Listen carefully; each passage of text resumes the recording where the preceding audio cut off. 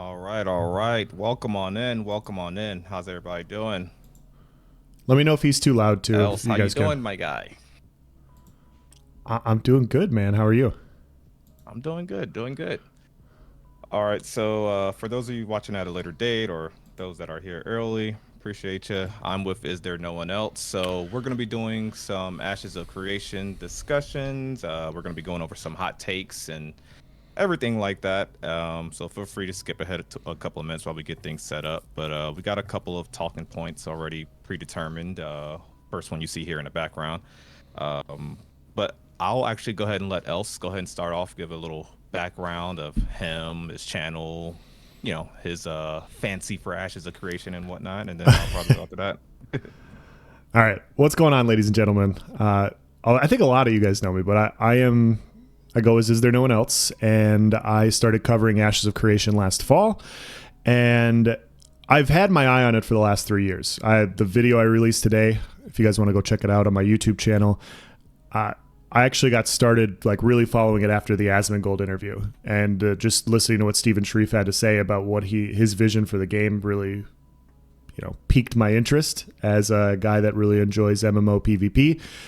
When it's done well, there's nothing like it. It just isn't done well too often, and so I'm hopeful. I like the direction things are going, and it's just fun to talk about this game because it feels like they're putting a lot of attention into things in a way that some games in the recent past have not, and so that's why it's kind of cool to see.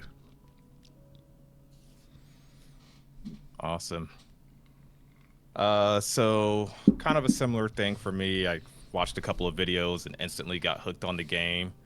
Sure, most of you guys might know me. Me and Else kind of pretty much, I would say, almost share a community in a sense. Both being Elder Scrolls Online mains at a point, and yeah, I really love the promise of Ashes of Creation. I'm probably almost, I think, 50 videos into discussing this game.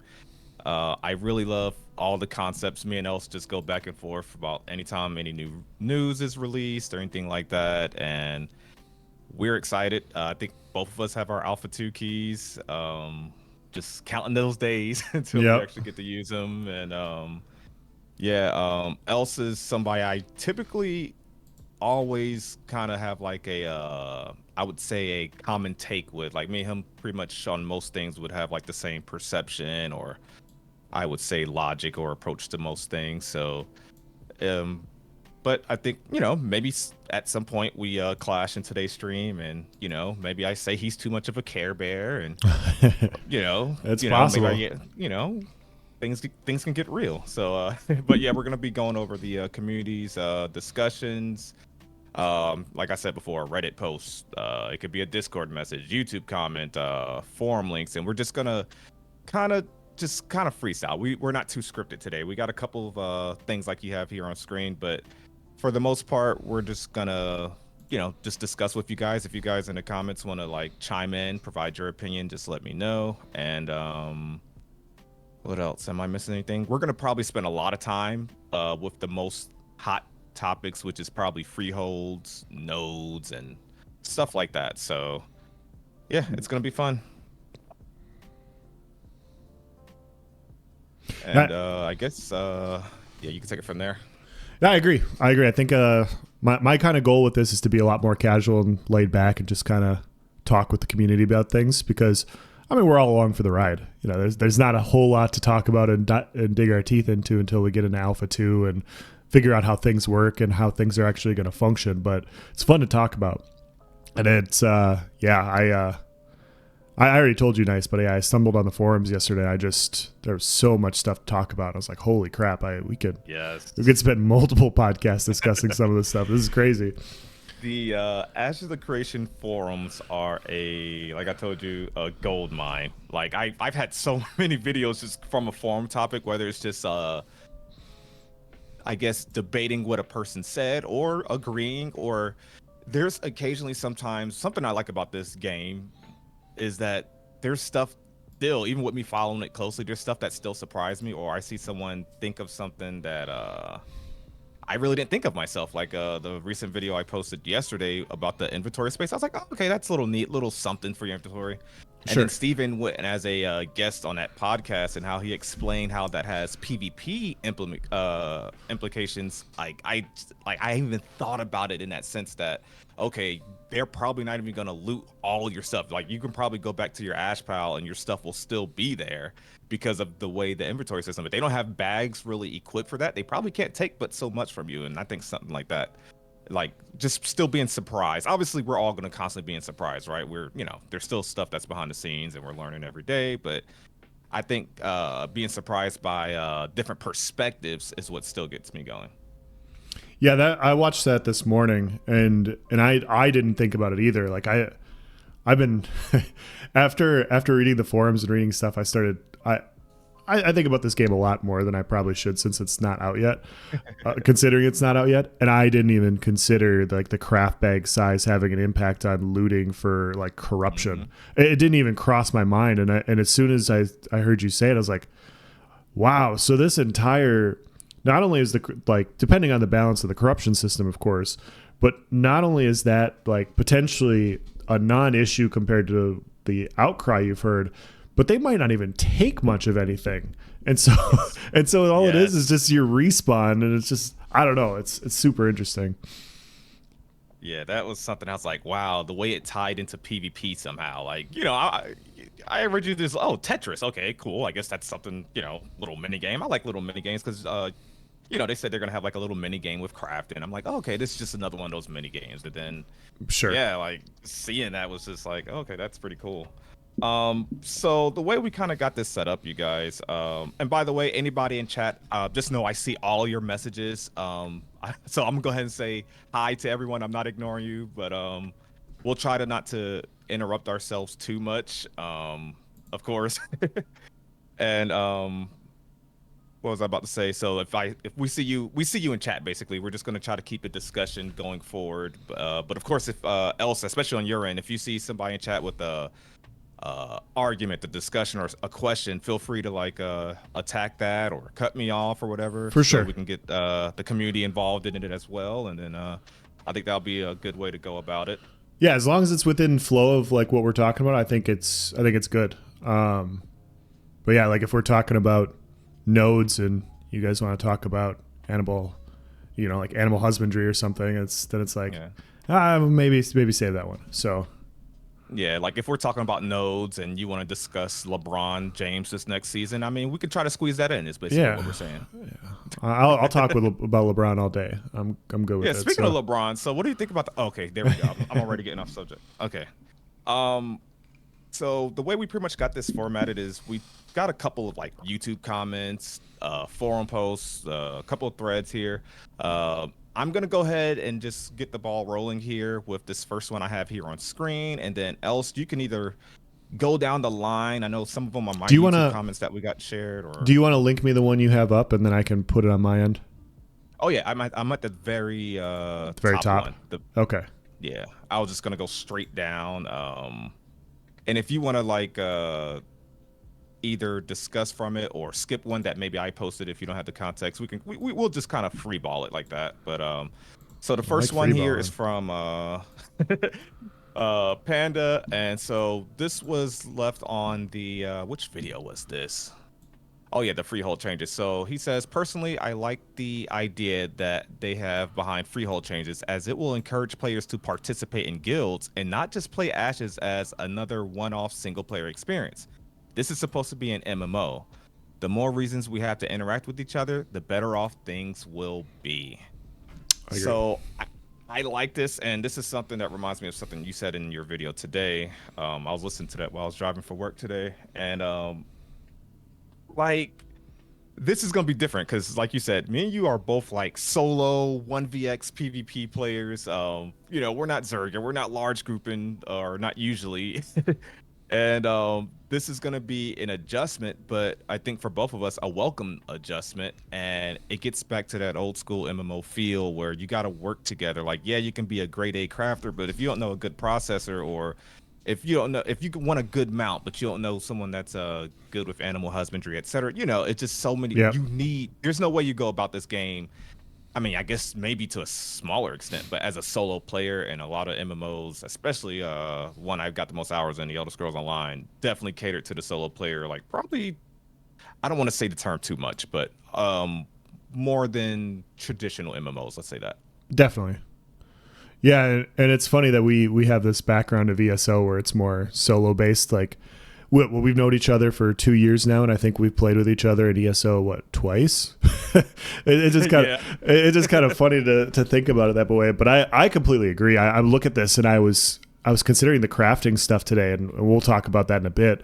But I'm a master crafter in everything in Elder Scrolls. I have master crafter everything, and I did that 5 years ago. Like I have everything. I haven't thought twice about it. If I need glyphs, I have the mats. I go make it, and then I move on.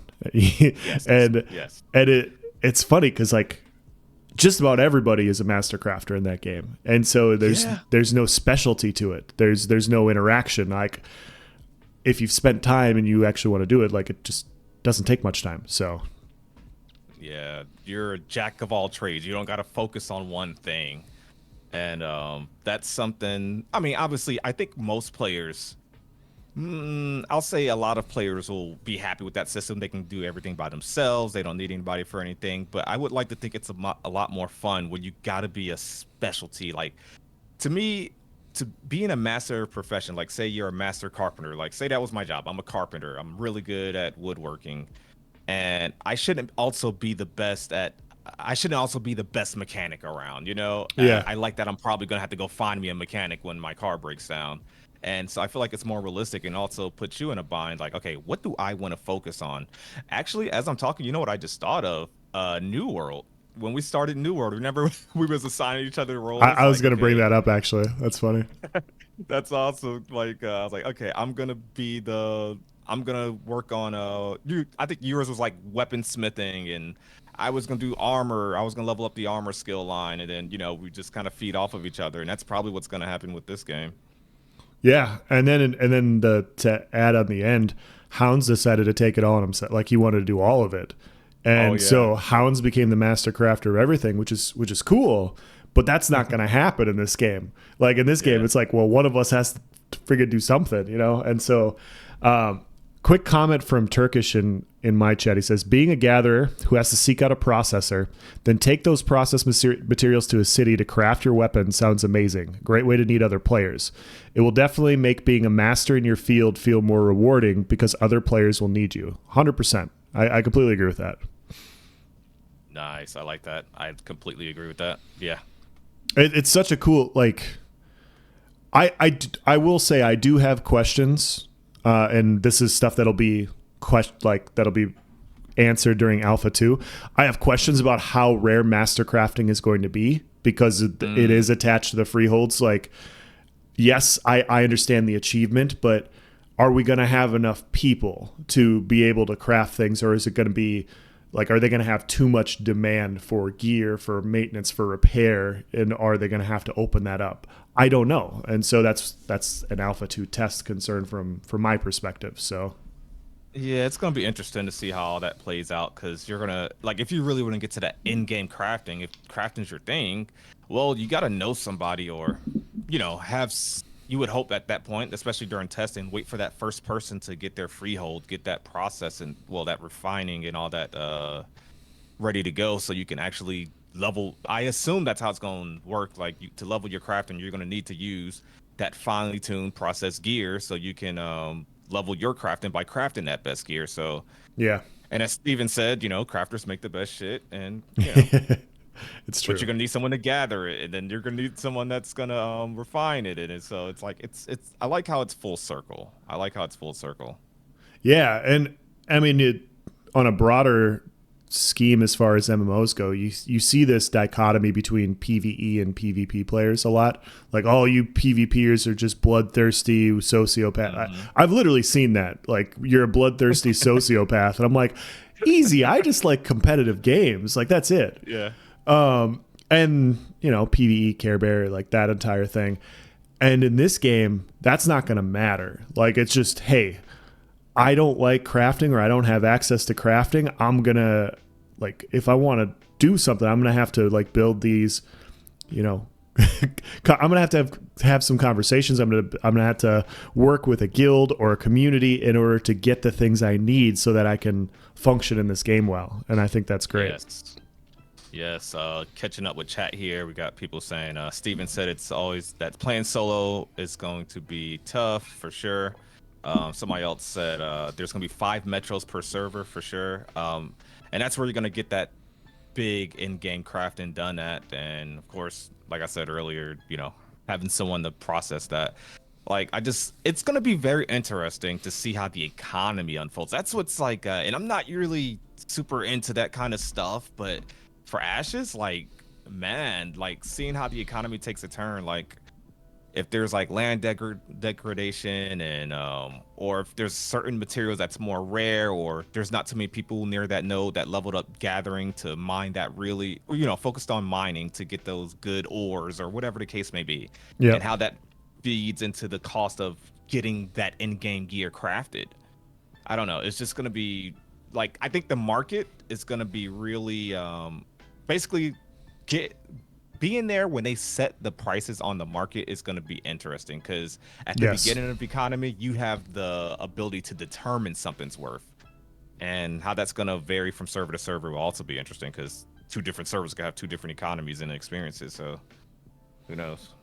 Yeah, I got a comment here. Division of labor increases cohesion, makes a group come together and fosters social interactions. Yeah, completely agree. And that's the fun part about like the idea of this system. I was having a conversation on my video today with a guy, and he's like, well, I'm a PvPer, so I'm not going to be, I'd rather PvP. I don't want to go out. I don't want to spend my time, like a lot of my time, farming materials and everything. And you're going to tell me my armor is going to degrade, and then I have to pay to have it repaired, and I have to bring it in and do these things. and when you think about it, it's like, well, yeah, that's a fair point. But when you think about it also, these freeholds are going to potentially be rated.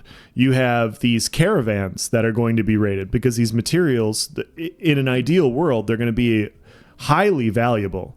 And so as a PvPer, your value comes from either being able to raid or being able to be hired out to defend. And so like if they do it well, and this is going to be brought up a lot, like if they do it well, everybody could potentially have some sort of value that they provide in whatever that they do because of, you know, crafting, of course, crafting, but PvPers, like this could be a game, the type of game, like there's a bunch of people that aren't good at PvP. They don't want to get ganked while they're working on their freehold, you know, like maybe they're making a shit ton of money because maybe it's the sweet spot. And they're like, hey, I got people that come by and gank me like 5 times a day. Can you help me out here and like clear these guys out, like kill them on site? You know, like that. I don't know. They're like those types of thoughts of like in-game like personal interactions. Like it's not an in-game side quest, but it's a side quest in the game of stuff that you can do. So I think it's pretty cool. So basically what you're saying is me and you are going to open a protection racket. Possibly, yeah. Caravans. Yeah, like we're literally going to create a mafia. Just, pay us. Yes. Or else bad things are going to happen. Never mind. You just walk by a player in town and you're like, that's a nice freehold you got there. Wouldn't want something bad to happen to it. You know, you just slip 500 gold in my pocket and we don't talk about it again. So every Tuesday. Oh, I like this comment from Jonas. Hey, welcome on in, Black Tuna. I got one of your comments here too. He said third job Orama. We're going to discuss that here at some point too. Oh, for sure. But Jonas here says PvPers are going to have to think hard about their reputation with the crafting community. 100%. Someone that likes to go red might have problems acquiring gear. Yes, like you're gonna have an actual reputation on a server. Like I know it's a massive multiplayer game, and there's so many people, but you get a bad rep, like you gank the wrong person, and they start spamming, I don't know, zone chat or just basically going into Discord for that server, and they're saying, is there no one else just ganked me and took all the lumber I've been, harvesting for the last 3 hours and blah, blah, blah. And then they're going to remember not to craft for you, especially if there's not like too many crafters, or maybe else needs a caravan ran and they're like, no, you got a bad reputation. So he's right. PvPers are going to need to really pick their battles. So I think that's pretty cool too. Yeah. And And I think this is the difference between like this game and other games in the past is if you really do enforce making these types of things valuable, it makes you make in-game decisions in a different way, because you can't rely on yourself for everything at that point. You can't rely on yourself to repair gear and repair armor and make potions and stuff. So you have to have some interaction with people. And if you're a dick that's killing everybody, they're just gonna be like, no, like, why would I make you better? Like, why would I help? Why would I help you be better? And so, absolutely, 100%. So, you raided our caravans last week. Why would we help you? Like, yeah. So this one's like probably gonna be a quick discussion, but I got another one here. This person commented saying he really liked their slideshow format. Allows you to take in the bits of information while pausing the replay as well. That was the recent Freehold stream where, you know, they had like that, I forgot how long it was, but it was like a really long slideshow kind of presentation, which I guess when you first hear it sounds boring, but I liked it because you were able to like I feel like you get more gameplay that way. Like if they explain more via just text and slideshows, which is not the most entertaining thing to watch, but if they plan on giving us like 40 minutes to an hour of just raw gameplay, I feel like if they already explain it in the slide, then that's less time they got to go over that while doing their, you know, the one piece of gameplay we get per month. That's less time spent explaining stuff. So I like the slideshow format last stream. What'd you think about it? I liked it a lot because the last video before I took my break was on the tank reveal. And the tank reveal was a little all over the place. It was a little eclectic, and they had to record it. And my thoughts were, it's like, you have your type A people and you have your type B people. Like your type A's just want information, give it to me now. I want it orderly so I have everything, so I don't have to, like, if people ask questions, I have it, you know, right there. And a slideshow is perfect for that. And then other people that want to be tanks, they just want to experience the world. And so to me, I thought it was the perfect combination of just information and then exploring. And I think that was the perfect tie-in. So I would like to see basically every presentation exactly like it. Nice. Okay. I guess going to the next one here. Which video is this? So Freeholds. Okay, so we're getting into Freeholds already. Okay, so this was a comment I received from Scaff. He says, "Thanks for the video. Please keep in mind Freeholds were supposedly for everyone up to now. I am a casual player, and now Freeholds are limited. Changing the basic premise that pretty much everyone can have a Freehold will curtail casual players. Having to work hard to develop a Freehold is great. Best regards." I'm gonna let you attack that one, actually. As far as Freeholds, yeah, like as far as Freeholds, you know, they were supposedly possible for everyone up until then, and now they're limited. So maybe it was for everyone. I haven't seen any proof yet of somebody pulling up something from 3, 4, 5 years ago that they are. And they very well could have said that, and they changed their opinion. We're in pre-alpha 2, so it's still early enough to change your mind on certain things. In my opinion, what I will say though is the overarching one of the arguments that I do disagree with about Freeholds, and there's a lot of things to discuss and critique. Mm-hmm. The one I definitely disagree with is the thought that Intrepid is pivoting off of their core values or their core tenets on what they're trying to do, because this goes in line with everything that I have been following in the game. Is, hey, yes, I didn't think that they were going to do this, because I've always looked at crafting as an afterthought in the games that I play, because that it always has been an afterthought. And and so to see them go this far, I was like, oh holy crap. Okay, so now I have to think about this. Like, okay, so yeah, you're saying that this is valuable. If you're going to achieve this is okay, cool. And so I don't see why crafters are really annoyed about this, because now they're assigning value to the thing that you want to do the most.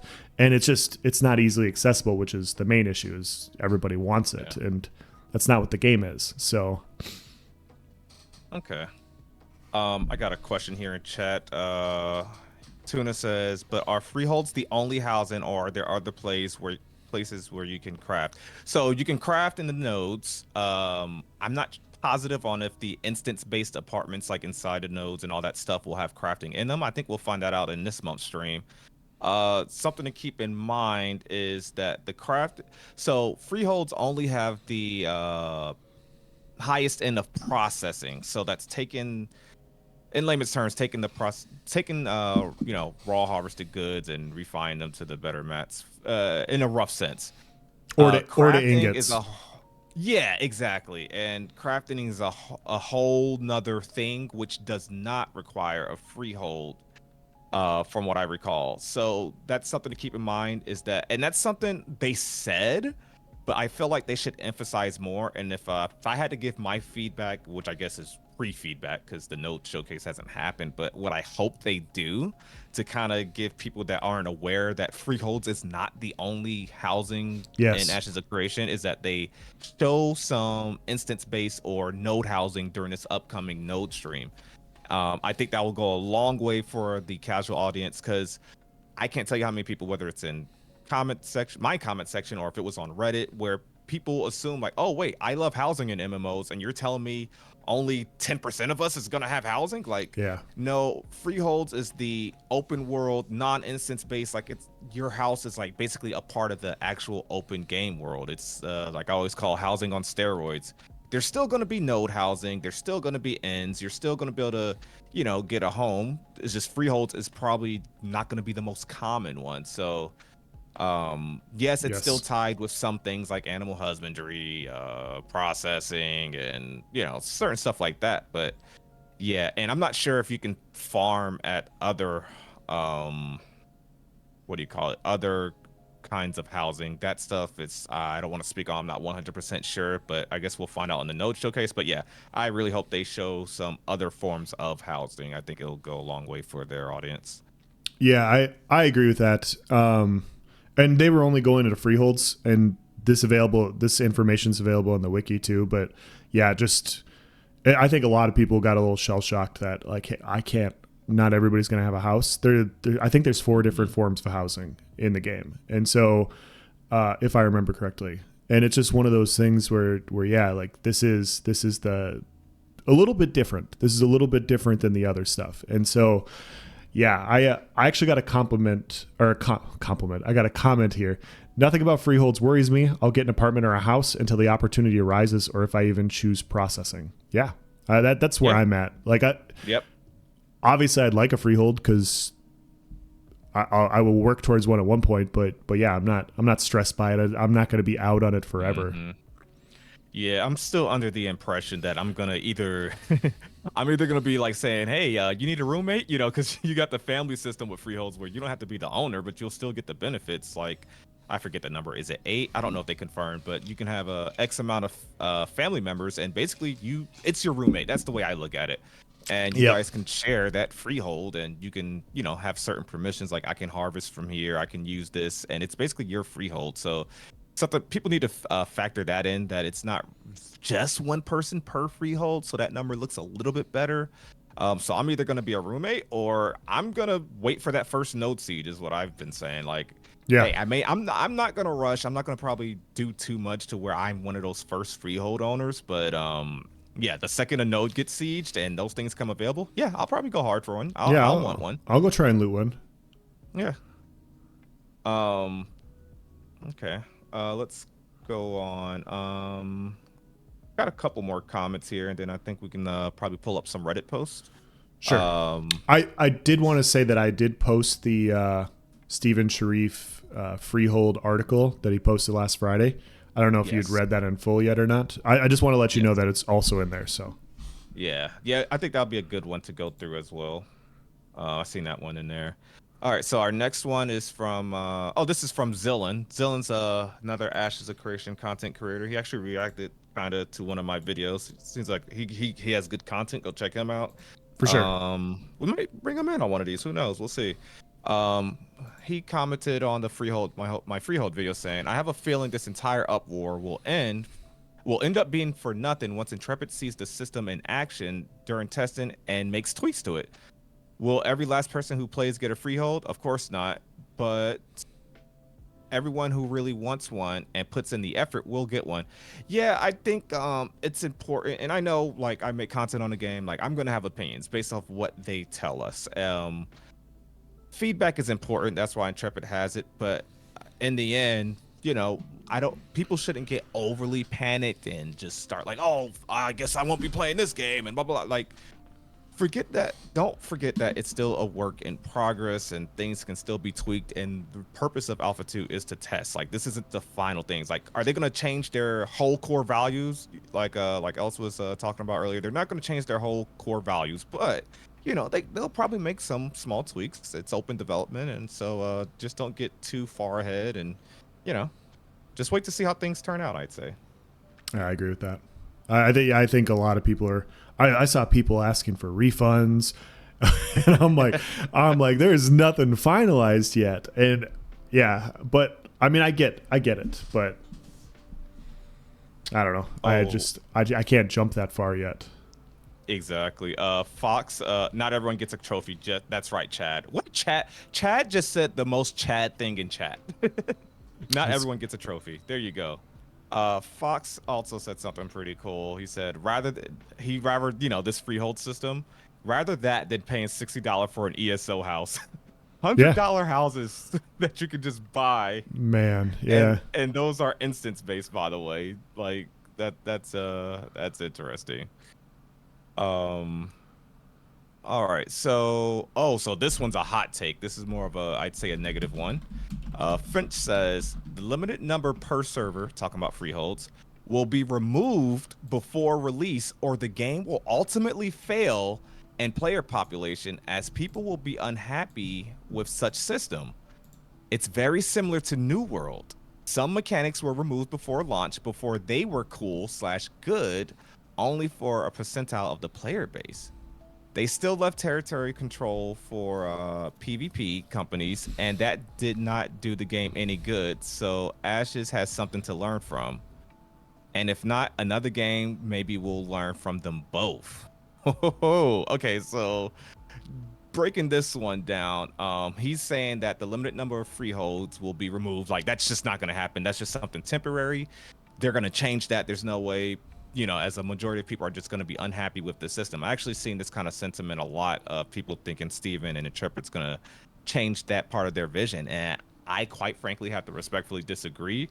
I think this is going to be one of those games, not saying they'll never make small tweaks, but when it comes to core ideals, I don't see that happening. I don't see core things like that happening. New World is an example, if anything, on why that shouldn't happen. New World is nowhere close to what it promised and set out to be, and so it looked like they did their open beta that was like, I guess, more PvP focused and something like that, and people were just angry that they got looted and stuff like that, and so they changed their whole core identity to cater to that player base, and I think it did not. I don't think we need to talk about New World's release, but no, let's talk about it. I'll let you go in on that. But essentially, I think it's a matter of perspective. I look at New World changing their player base as a negative, changing their ideals as a negative, and why maybe it led to a failure and constant drop in population, whereas he's citing New World changing their vision as more of a positive on why Ashes should or would do it. Else, what you got for that? Okay, I got some. You wanted hot takes. I got some hot takes.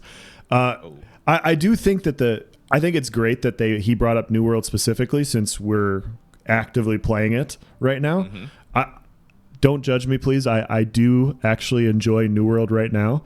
I do enjoy the combat on New World, and if you want to click off that, like, I totally get it. The first year, invalidate it. Yeah, the first year of New World was absolute garbage, and there's a lot of reasons for it. And people will cite like the New World like flip-flopping because, I've seen the argument that, New World tried the open world PvP and then they realized it wasn't going to succeed, and so they switched back. And I think you can just as easily argue them switching back without having built-in systems for like quest lines and these sorts of things. Like they rushed. When they went from toggled on all the time PvP to the toggle button, it ruined a big portion of the game. and it made the game unfun. And I do like New World, but New World's one of those games where you get like the new content, you play it for a while. When that content's done, you take a break, and that's just the way it currently is. I don't see Intrepid going down that same route for a few reasons. Number one, they're on Amazon. They're not on a deadline. Steven's made comments like, this is going to be released the way we want it, when we want it. We're going to take our time. Yep. We're going to be very on what we're going to do. I don't see them having, the way he's writing this, and I could be wrong, I think he's trying to claim that it's going to be unlimited. I could see the number going up, but I think the entire point of this game, having everybody have a freehold, goes against the entire point of what this game is about, and I don't think that's ever going to happen. So that's my point of view. Well said. Yeah, I could definitely, like you, see the pop, that number going up a little bit. Yeah, but it's just changing. I don't think so. Yeah, I think that's all we got to say about that. I like what you said there, Steven, not being Amazon, like, he doesn't have a big boss to answer to. He doesn't have to rush out to this deadline. How many games we've played this year, or, well, not even played or heard about, where it just released, it needed more time in the oven. It just wasn't ready. But, the corporate bigwigs want their money. They say, just push this out now. And that's the model of gaming these days. Push it out now. We'll fix it later.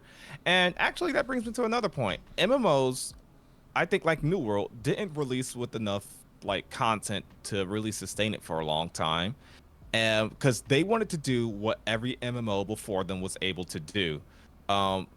They wanted to release and gradually add content over time, which is fine. I mean, that's what any game should want to do.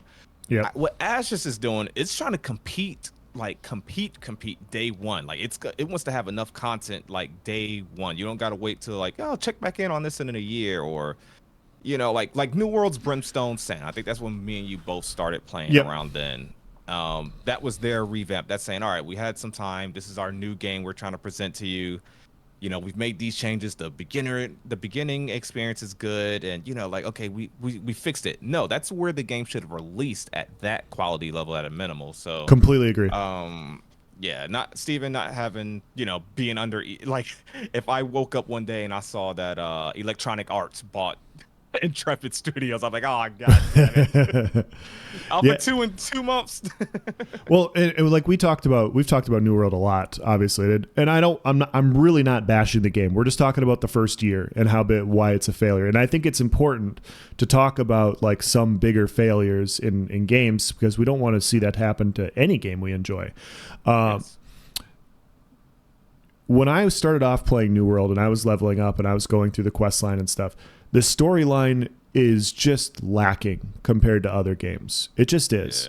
Yeah. And there's just so much, like them flip-flopping last second and pushing out the game just pushed out such a weaker game in general. And yeah, I will tie this back to Ashes, I promise. But it's just one of those things where it was like, They pushed it out, they rushed it, and then they had all the bugs that they had all the performance that they had, and it burned so many people. Like, I'll bring up New World on my channel, and people are like, this game sucks because of performance, yada, yada, yada. Like, they can't get over what happened 2 years ago, and I don't blame them. Mm-hmm. I don't blame them not getting over it. The game's completely different now, but yeah, it just soured so many people on that specific game. And then you look at, like... Mm-hmm.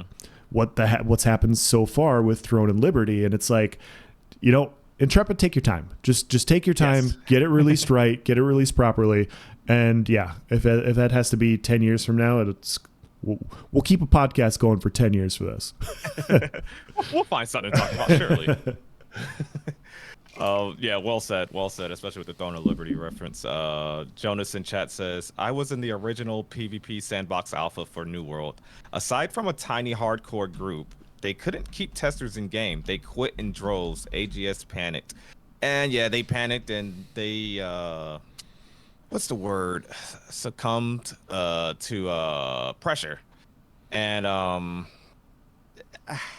that's just... You got to stand tall. But at least with Ashes, I think people know what they're getting into, right? Like, if you're a follower of Ashes of Creation, I don't think you're going to be surprised, like, oh, I don't like this. I think I think people are going to be a lot more prepared, and I think people just know if the game's not for them or if they even want to give it a chance. So, I mean, surely, I mean, of course, once we get closer to Alpha 2 or once, these announcements, the trailers start coming out and casuals from World of Warcraft or the Elder Scrolls Online start coming over and they're like, whoa, whoa, what do you mean? I can't have a freehold? Like, whoa, whoa, Yeah. I think we'll start seeing more of that. But, yeah. Sawman says false. Look at the PvP debate. Oh, the PvP debate from last year. He says people were, oh yeah, people were scaremongering saying this game isn't for you. Yeah. So that's a good segue. I'm sure else can talk about as well. So if you don't know what Sawman's referring to, there was like a big controversy where a couple of people, and I think the one that probably got the most attention was Lucky Ghost. Made a video where he basically stated you will not like this game. This game's not for you, and yada yada yada. They shouldn't do this. They need to have PvP servers. That's like a paraphrase version, but basically saying it's not PvE friendly or basically a bunch of Care Bear stuff. I'll try to avoid saying it, but yeah.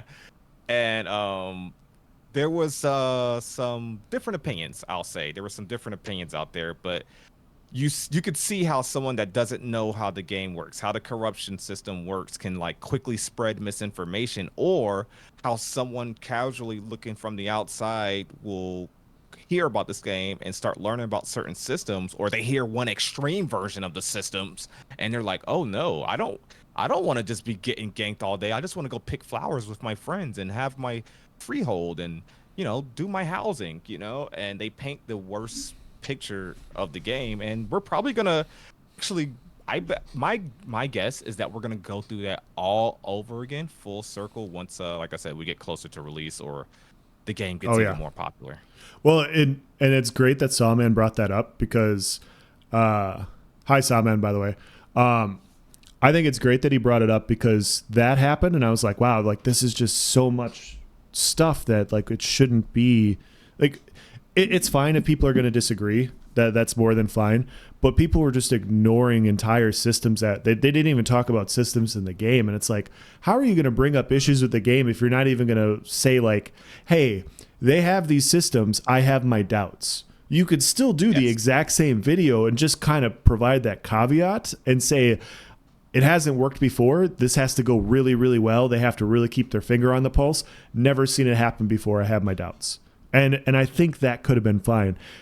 And it was funny because we had that like come to Jesus kind of moment as a community where Steven was like, no, this is what we're going to do. And we're like, great, cool. Like we should definitely try this before, like we should at least test it before we change anything. Yeah. And then the same thing happened with Freeholds. And I was like, at like the community and the forums was just like people lost their minds like, oh my gosh, we're all supposed to get these. I'm supposed to have my free space, my safe space to do this. I'm supposed to have this. And I'm like, what? Like what game are you? To me, I was like, what game are you following? Because it's complete. Yeah. And I think it's the same thing's going to happen when we do the node discussion. I think the same thing's going to happen when we get into like artisan classes and like what leveling is going to be required. I think people, every single time they have one of these big reveals for a system, there's going to be an outrage about like how. Yeah. There's just going to be something. Yeah. Like, oh, you mean to tell me I can't be a master at this and that? Yeah. They need to fix this. World of Warcraft let me do this. ESO let me do this. And it wasn't like this in New World. And yeah, there's just going to be a bunch of that. Else, if you want to take a minute, or I'll take a minute, I just want to thank everybody that's here in chat. Is there no one else is live on Twitch if you guys want to see or hear from his point of view? Because it'll sound completely different on his end.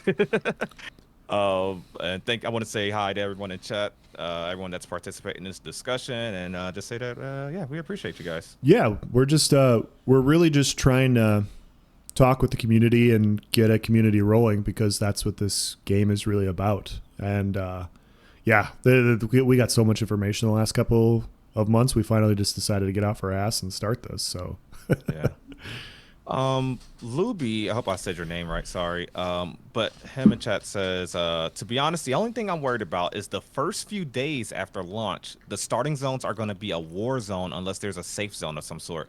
So my thing about that is, well, for Alpha 2, I don't think we'll have to worry about that. I think anyone that's purchased Alpha 2 and bought into the game really follow Ashes and know, like, hey, corrupt bad. But yeah, launch, especially with it being a no box cost game, only a subscription, someone might just see it and just like, oh, I'm gonna get that, and they may not know better. I think as long as the game's UI and there's systems in place to let you know, like, hey, you probably shouldn't be doing that, I think we'll be fine. I don't have that fear, but I think it's a very valid concern. Maybe if they don't really let you know, like, hey, you're not supposed to be attacking that guy, or hey, here's the penalty of attacking that. And I'm sure obviously there's gonna be some pop-up UI or Yeah. something to really let you know, like, you're doing something bad. So I think some people are going to find out the hard way, and it's going to be like, wow, why did I just lose my greatsword? What happened? like that's gonna happen in area chat. They're like, well, you killed too many people. You killed too many small people. yeah. Go back to farming. What's going on? I just wanted the PvP. I thought this was a PvP MMO. Oh boy. Okay, so this next one is actually a Reddit post. If you want to open that link on your end as well, Let me find make sure it. the link works. It's the one titled Guild Halls. I actually don't remember this one, but it must have been pretty juicy if I saved it. Yep, I got it pulled up here. Guild Halls. This was just posted 4 days ago. On the official Ashes of Creation Reddit. Do you find it? I got it. Yep. Awesome. All right, so I feel like I've been reading them. You want to take this one or? Sure. I'll get my reading voice going. Guild halls. We know that guild halls may exist in each barony of a node, and that they're similar to freeholds. I assume they use the bidding system as well, because I didn't see anything saying otherwise. Here's my suggestion for guild halls in hopes of limiting guilds' ability to outbid everyone for their freeholds. Write whether you agree or disagree with any of the following points. The starting bid should be fairly small. Guild halls should be able to have all processing, crafting, and business buildings available in the game at the same time. Guild halls should have their own apartments with up to 300 rooms depending on the upgrade tier. Guild halls should have huge lands for farming. The bidding system for them should be completely open. We see who and how much have bid. The money from all bids goes towards the node treasury and do not return to the guilds, even if they lost the bid. I like that idea right there. The bidding process for the entire barony ends with guild hall's bid. See how freeholds will have been sold by that time. The last bid's time is random for all the participants within the last hour of the whole process, i.e. a guild A can bid at 1920, B at 1935, yada, yada, yada. To me, this seems like the best way to funnel all the guild's money into guild halls instead of freeholds. If guild halls can't accommodate the things I've mentioned, guilds will just go for freeholds instead, and we'll be back to the issue we had before. Having apartments there will also help non-guild people to find housing in nodes unless we have 50k apartments in the game.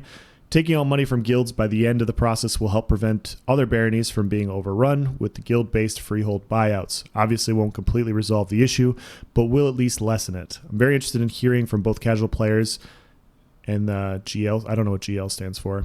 From casuals. Guild leaders, I guess. Oh, guild leaders, sure. From casuals, what would that amount of power for guilds be okay with you? From guild leaders, would this setup make you try going for a guild hall, or would it instead just reassure you that getting several freeholds is better? So I'm pretty sure, I was watching Narc's video today where he was covering the freeholds. I think this is covered in the article that Steven posted on Friday. I think guild halls can be built on freeholds, and I could be wrong. I watched a lot of stuff today. But yeah. Yeah, I think they showed it in and I guess we could circle back to that once we get into that Freehold article that was released. I guess we'll get a good answer there. As far as a couple of these points, let me see. Guild Hall should be able to have all processing, crafting, and business buildings available in the game at the same time. That's pretty cool. That's interesting. I don't know how that affects the economy or if it goes against the whole risk versus reward or freehold benefit, but I like it. I think most people are gonna want this.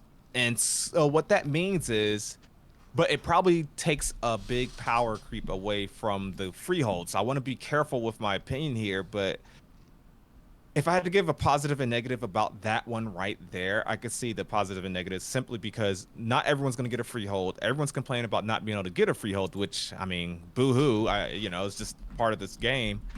But if the guild hall has them, all you got to do is be able to join a guild that has that, and then boom, you have access to that in-game processing. Now, would doing so and accommodating for this kind of take away the power from the freeholds or most of the drive to want one? Would this have a negative effect on the economy if someone can just join Guild X and have access to that in-game processing? I don't know. That's something interesting, but like I'm with you. I could have sworn there could be I'm freeholds sending you near a guild halls. I'm sending you a picture in the same chat, by the way, if you want to pull that up. Okay, I'm pulling it on the side here. deal. I'll do the same. So yeah, In our DMs or it's in the Discord chat thing where we Why put can't all I of our see it? information. It should be on the bottom. Oh, it's loading. That's why it's loading. okay. Just give it a minute. But I like that take. It's just I wonder how differently that could There it affect the is. economy. Oh, boom, there it is. All right, so here I'll drag this over. So this is a picture that you've seen in the article. Yes. I could probably zoom out on this, but actually no. Actually, I'm gonna keep it zoomed in. I like this. You can see more of it. So we'll see a more detailed of it, I should say. So these white things, if you look at the legend, obviously those are the guild halls, and then I'm pretty sure these will be the parcels. Yep, the estate. And so, honestly, I don't know if that's not a horrible idea, but I'm just afraid of. I don't think Steven would go for it because I think they want that conflict. I think they want the access to those processing systems to be rare. And if I think guilds are what? Is it 200 or 400 people? I want to say it's about 200 people. The large guilds are. And I don't know how much that would affect that vision or that balance of power. What do you guys think? So, really quick, going to the picture. This is the conversation I when I on Narc's video. Apparently, these white lines are all individual portions of where the freehold like estates can be, and so you look like there's a guild hall, and it looks like it's overseeing 3, 4, 5 different freeholds in that area, and so it seems like they're attached, and so like if you have a freehold, you can develop it up to a point to where it turns into a guild hall, I guess. They're like, and I remember the interview that he had with Asmongold a few years ago. He said there are guild hall freeholds that you can attack, and so I guess it would just be interesting to know if that's part of the 300. Like, is that part of the 5,000, or are these added on top, or 3,000, or whatever? Because I don't know. Guild halls can be built on a barony, but all baronies can't have a guild hall. Okay, that's good to know. Nice. Avarin says you need the scarcity in freeholds for siege battles to exist. If everyone had one, then no one would want to fight to get one. 100%. I'm kind of on that side. I get the benefits, but I think once we allow that to be a thing, then I think we start crossing into that lack of scarcity. But if you have access to, so if this is my guild here at Wuthering Heath or whatever, looks like shit, dude. and I had, hey, I'm working on it. It's a work in progress. And I have a freehold here. That freehold has processing. The guild doesn't just. Well, no, they said your guild can. You can set permissions. So. Yep. I guess they wouldn't have. It's probably all in the freehold, but article. They'll have. Yeah. We'll just circle back to that. But I think you can have it so it's guild permissions. So that's an interesting thing. Let me go to another take. I think you said something about you like the bidding system being completely open. Oh, no, you said that about the money from all bids goes towards the node's treasury and do not return to the guilds, even if they lost the bid. I like that idea a lot because, the big concern here is this big guilds paying for gold and everything in order to get these bids. And if you're constantly, money buying is going to happen anyways. Like if this game is successful, people are going to buy gold in game. It's just going to exist. But if you can curb that influence in a way that it all gets deposited, all bids get deposited, it increases the cost and deters people from potentially doing it as much. And I think that's a good idea. I could be wrong. Right. Like that's my initial thought first time seeing it, but I like that idea. Okay. The rest of them is kind of stuff like, it's too specific. I ain't worrying too much about it. But this one right here, Guildhall should have their own apartments with up to 300 rooms, depending on the upgrade tier. I think that's extreme. 300 rooms? Yeah. Heck, I don't even know if there's that many people allowed in the guild. I don't agree with that one. Yeah, I don't really agree with that one. But if it could be like I think there's inns, that's like another form of housing. If your guild hall, and you got the node-based apartments, if each guild hall could have 50 residents that have an instance-based guild hall apartment, and I say that in quotes, I guess that wouldn't be a horrible idea. Like, hey, join my guild, I'll give you officer rank, and then you can use a room, one of our 50 rooms that we're allotted. I could see that. It gets more people somewhat access to housing, so I could see the argument for that. I think 300s is that's that one doesn't even make sense to me, but I get it. It could be hyperbolic, so okay. I like that one. That was a good post. Let's see, where are we at? Oh yeah, here we go. So this one's just gonna be a hot topic. Are we into the stuff that I posted, or is it what you posted still? This is what I posted. It's a screenshot of a Reddit post that I came across. The membership one? Yep. What's the deal with membership? Okay. So this was posted about 5 or 6 days ago. What's the deal with membership? Okay, so this guy writes, a buddy and I have been watching this game develop over the last few years, and we've been holding out for full release, but we can't take it anymore and want to try the alpha. We previously thought it was a $15 a month deal, but when I go to buy anything from the shop, they are selling all of these BS cosmetics that jack up the price to a minimum of $75. Is that really the only way to play the game? I'm very frustrated because I just want to play this game already, with an exclamation mark. So the reason I thought this one was interesting is obviously he's a casual follower of Ashes of Creation. Nothing wrong with that. Everyone isn't obsessing over this game like me or else probably does. But the reason I chose this one was just like, one, his lack of understanding and access to the information, because like I said, he's just a casual follower. He's someone that's been waiting he's probably someone that found out about this game when he saw the Kickstarter video launch. He's been keeping up with it, keeping like loose tabs on it for years and years, and he's like, dang, is this thing not out yet? And I thought it was just $15, which the game has no box cost. Once it launches, it's just going to be a $15 a month subscription. And he thought he was just going to go he's hearing about he's seen an Ashes of Creation video pop up. He's like, oh, I want to play that. And he goes to, spend his $15 a month. He figured it's out by now.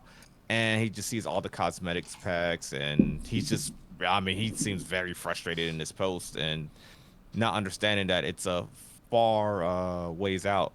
But what I wanted to say with this one is that I almost, is the word sympathize or empathize? I guess I'd say sympathize. I don't know which one it is. But for people that's been tracking this game since Kickstarter, I have not.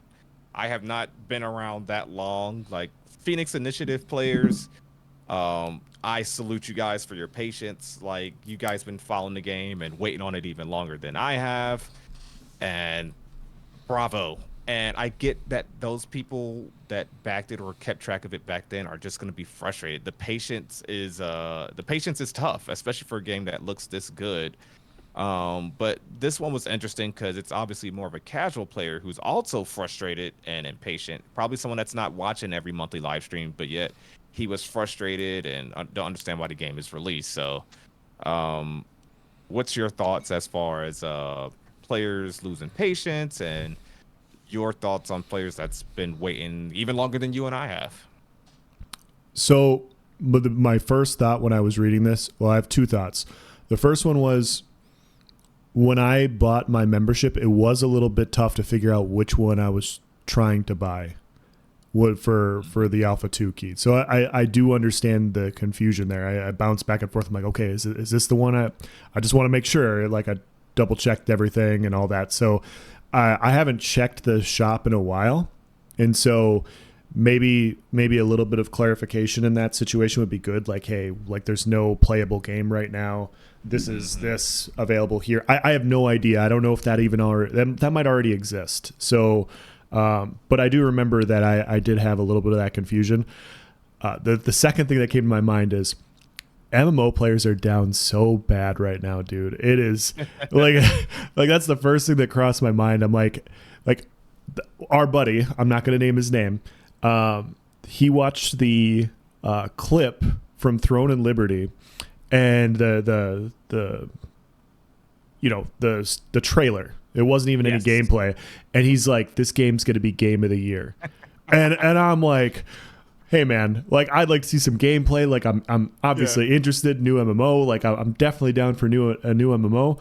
But this is just what's happening right now. Like you see something, you see a flash of something. PAX Day, like." I'm not insulting PAX Day, but like, we saw a trailer and it's got so much hype off it already. Like, there's nothing really out yet, and people are just like clamoring towards whatever might like have something to it.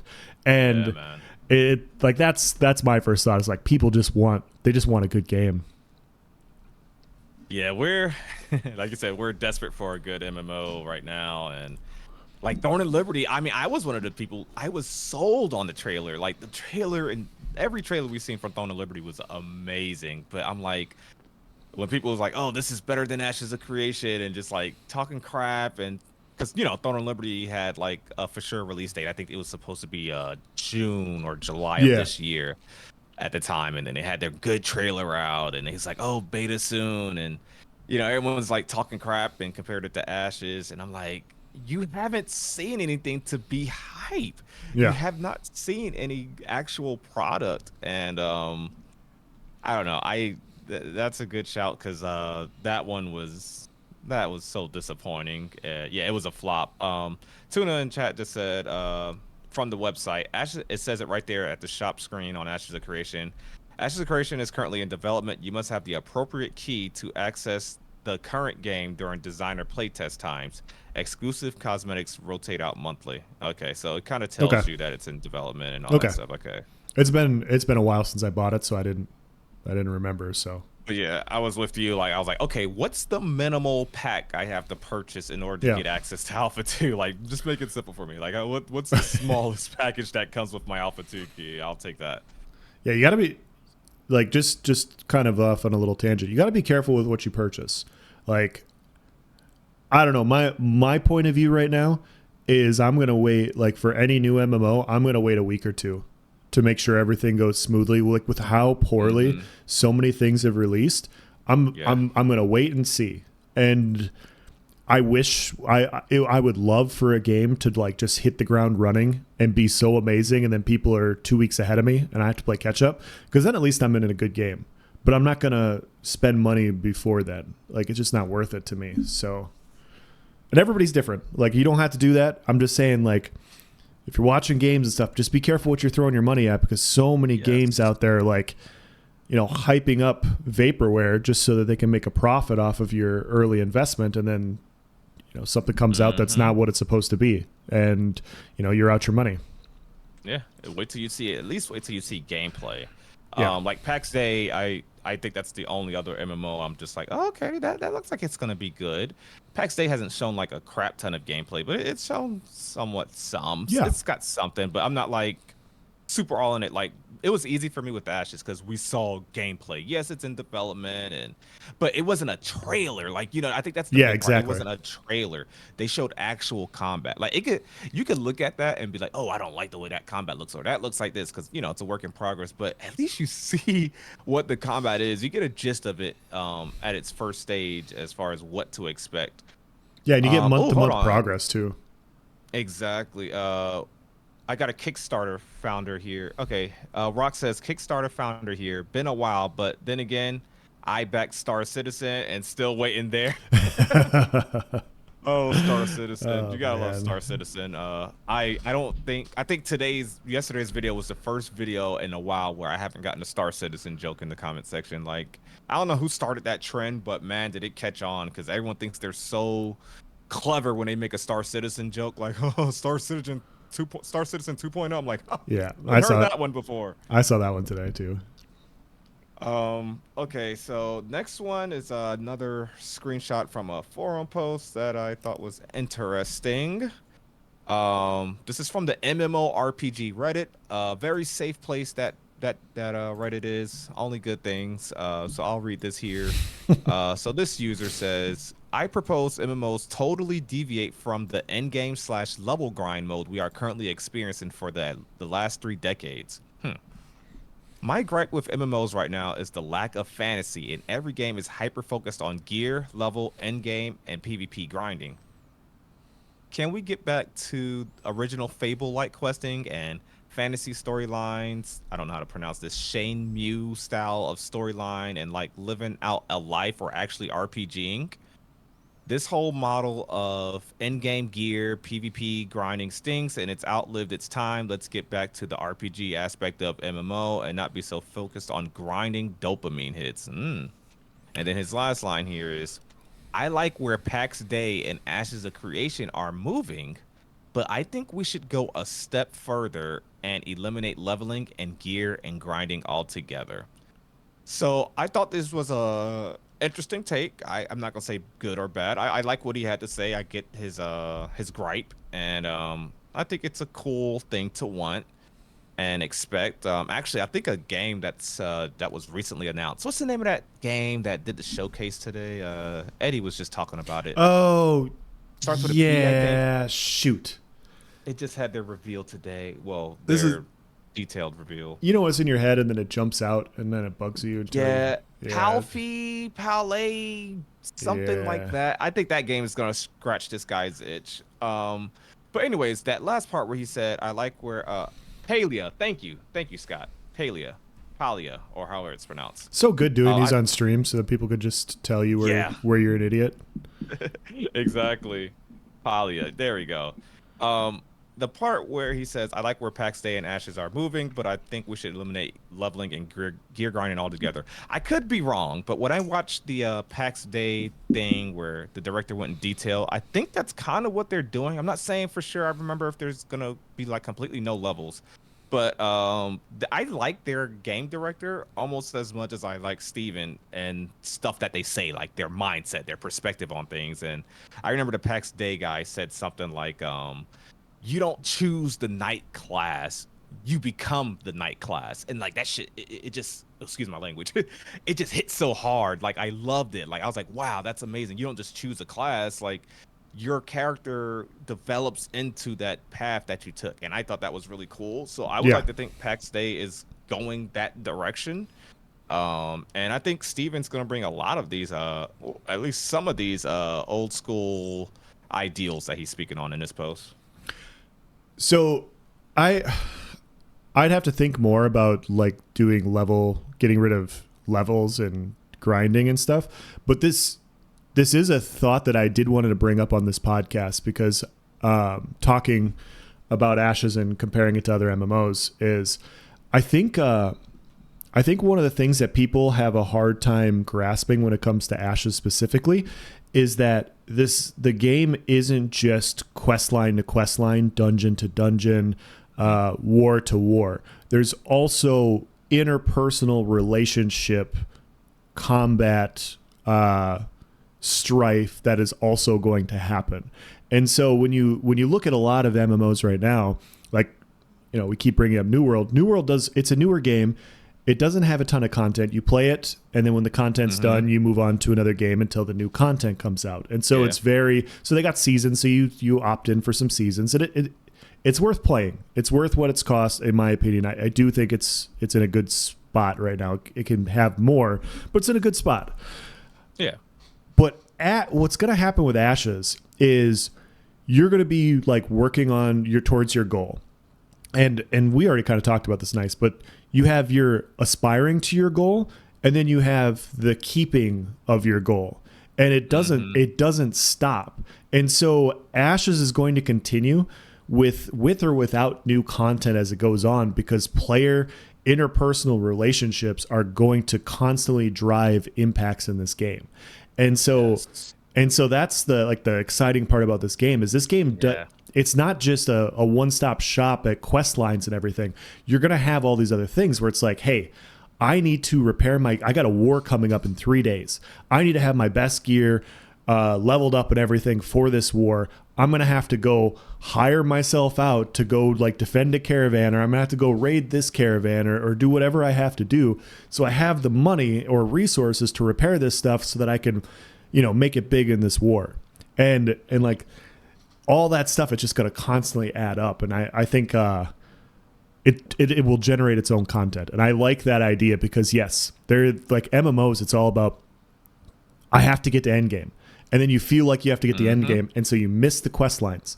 And then you skip quest lines. You skip a lot of the stories, and you're like, okay, now I'm at end game. Now I have to grind gear. And you go into dungeons, and you don't really follow the storyline for you don't listen and like follow the dungeons because you're just trying to grind gear. And then you get to the end game, which is great, and then it lasts a finite amount of time, and you're done until the next content. Yep. I like what you said there, because it also ties in with the story arc system, right? Like we saw in the Tower of Carfin stream. Like there's that kind of like world affecting quest lines, and this quest line happens here. If you miss it, you miss it. Maybe you can replay some of them. But yeah, I like what you said there, and that's something like probably worth a video on its own, where you're like, I'll say it like this. Not putting words in your mouth, but this is how I say it, or how I heard you say it in my head. Like, sure, players are the quest givers. Like, players make their own quest lines in this world. Like, you're just tossed out there in this world, and that feeds back into everything about Ashes of Creation. You start in this barren world. The nodes spring up out of nowhere. It's gonna be different on each server, and there's gonna be actual specific quest lines. I don't know the best term to use. I'm just gonna say player created quest lines, for lack of a term. That's the best way to put it. Where on our server there's a guild leader named, let's call him Sawman. And Sawman runs this huge guild. And maybe he's the mayor and he's of a the douche. Biggest node. Oh yeah, he's definitely a douche. Yeah. Got a weird accent and everything. And probably no British. one likes him. Yeah, probably. Yeah, British. Yeah, I could see that. Let's British, a little bald, and probably neutered, and But Sawman's the mayor of maybe the most popular node on the server. He's the leader of the biggest guild, and people don't like him. They're always constantly trying to siege his node, but he just runs everything, and everything's going cool. There's some conflict, but everything's going okay. There's not too many node sieges. He wins most of the node sieges when they do happen, but Sawman has a personal conflict with somebody else, and then Sawman orders his guild to PK this guy. Don't let him harvest from over here. Every time you see him, kill him on sight. He just kind of harasses this player. The players then start hating Sawman, and there's this big drama. It's in the Discord server for that server, and it's just causing this huge conflicts. And it's like, okay, what happened? Who said what? Who did what? And then this is an actual storyline, and then the people from 3 other nodes or 3 other guilds get together and like, you know what, we got to get rid of Sawman on this server. He's gross, he's toxic, he's British, and we just don't want none of that around here. Yeah. And so, we can't have a Brit leading an American server. That's crazy. Oh gosh, no, this is NA, buddy. Yeah. And maybe something like that happens, and this is a player initiated, drama, story arc, conflict, that political strife that I think, Intrepid wants.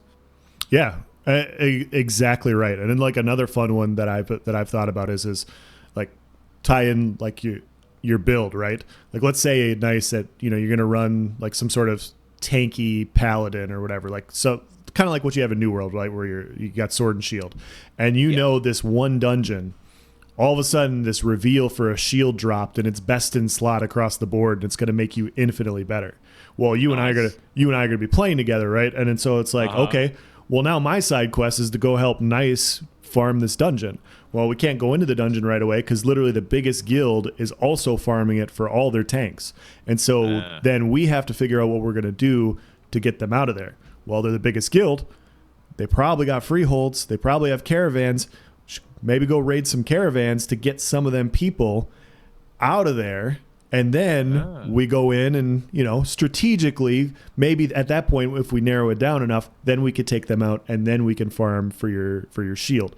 And so now it's turned into get nice. A shield has turned into a quest where we're like, hey, let's piss off this big guild so they get out of this dungeon. Yeah. So I love that. I love the randomness of that. I love the potential of that.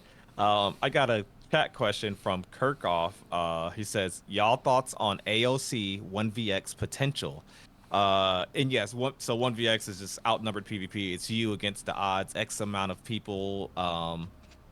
So my take on that, I think so. I'll tell you this. So I'm in the Ashes of Creation Discord, and whenever this is brought up, everyone says no, it's not going to be a thing. This is not a solo friendly or PvP. You're going to need to be in a large group or Zerg, and you know most of that stuff is true. Yes, but I always say it always seems like that in games until you know a really good PvPer starts to show you that hey, it's possible. Use this build, or maybe this class is performing well. I personally think it's going to be tougher than it's probably been in most games, and I say that because AOC is a group-oriented game.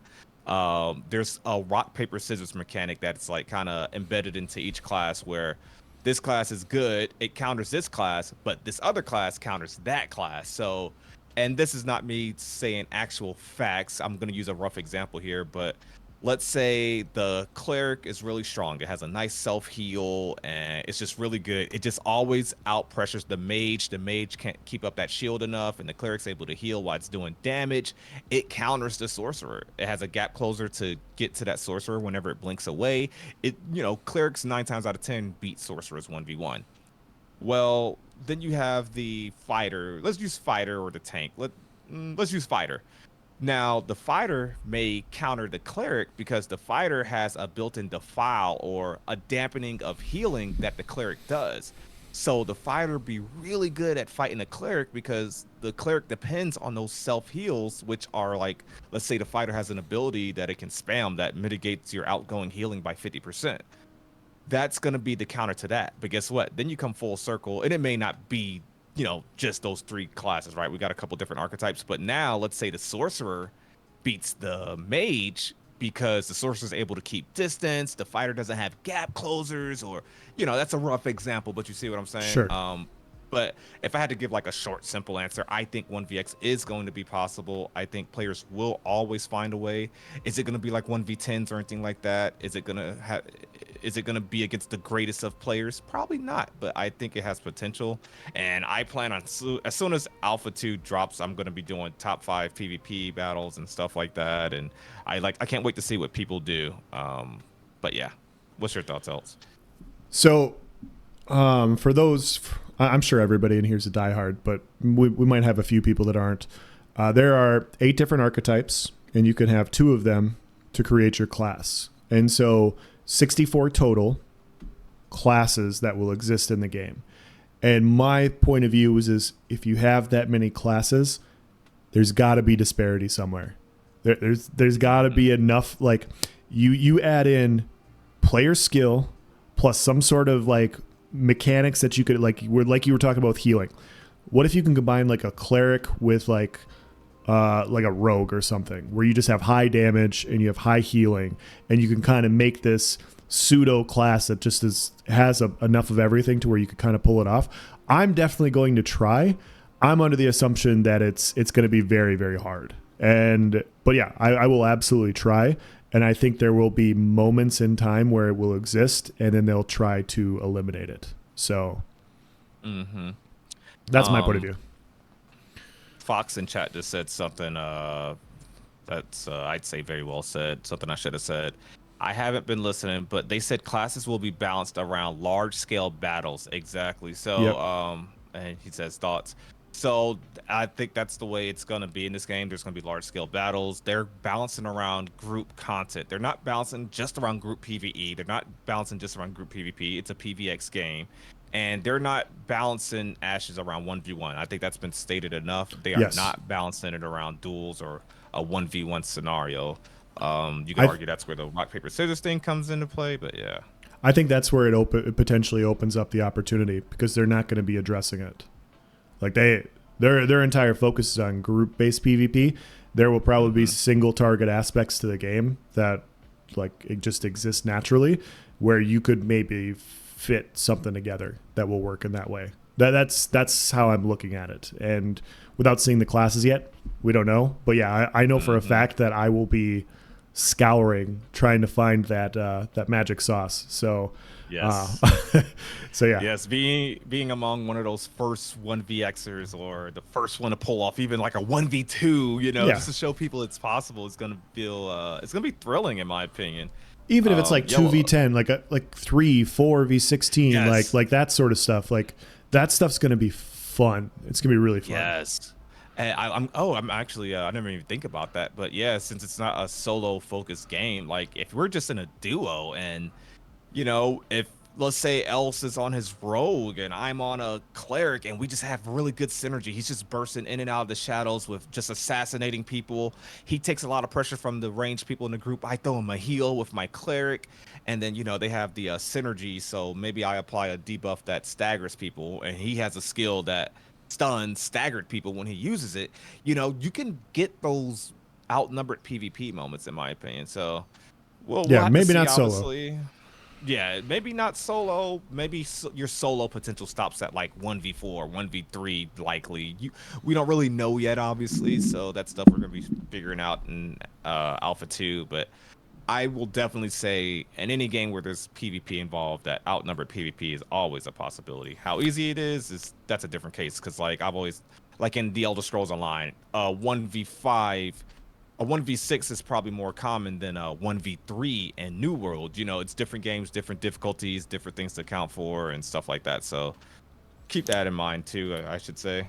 I will say also that this is this type of gameplay is our wheelhouse. So if this sort of thing interests you and trying to figure out how to do outnumbered PvP, whether it's solo, duo, trio, like whatever, basically like min-maxing the shit out of a group of people to be able to fight a lot more people.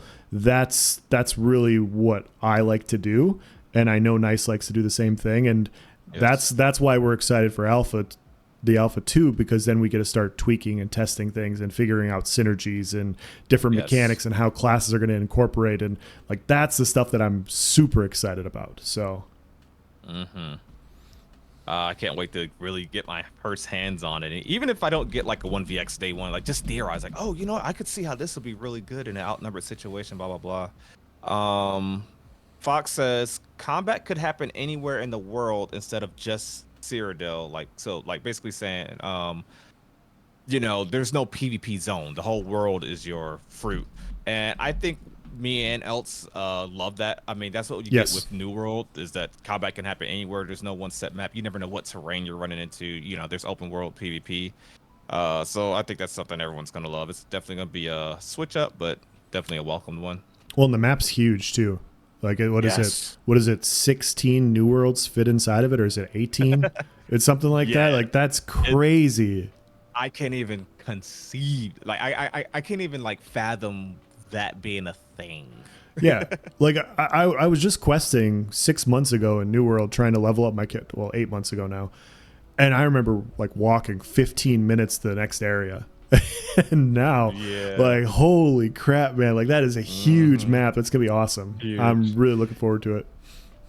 Kirk says he hopes it's open world PvP and not dead like New World. I think we'll have a lot of open world PvP. I mean, there's a lot of different types of PvP instances, but I think the one I'm most excited for, I did a whole video on it, is the caravan escorts and caravan attacks. That's going to be and it's cool because you're going to get rewarded for PvPing, and that is just something I want in a game.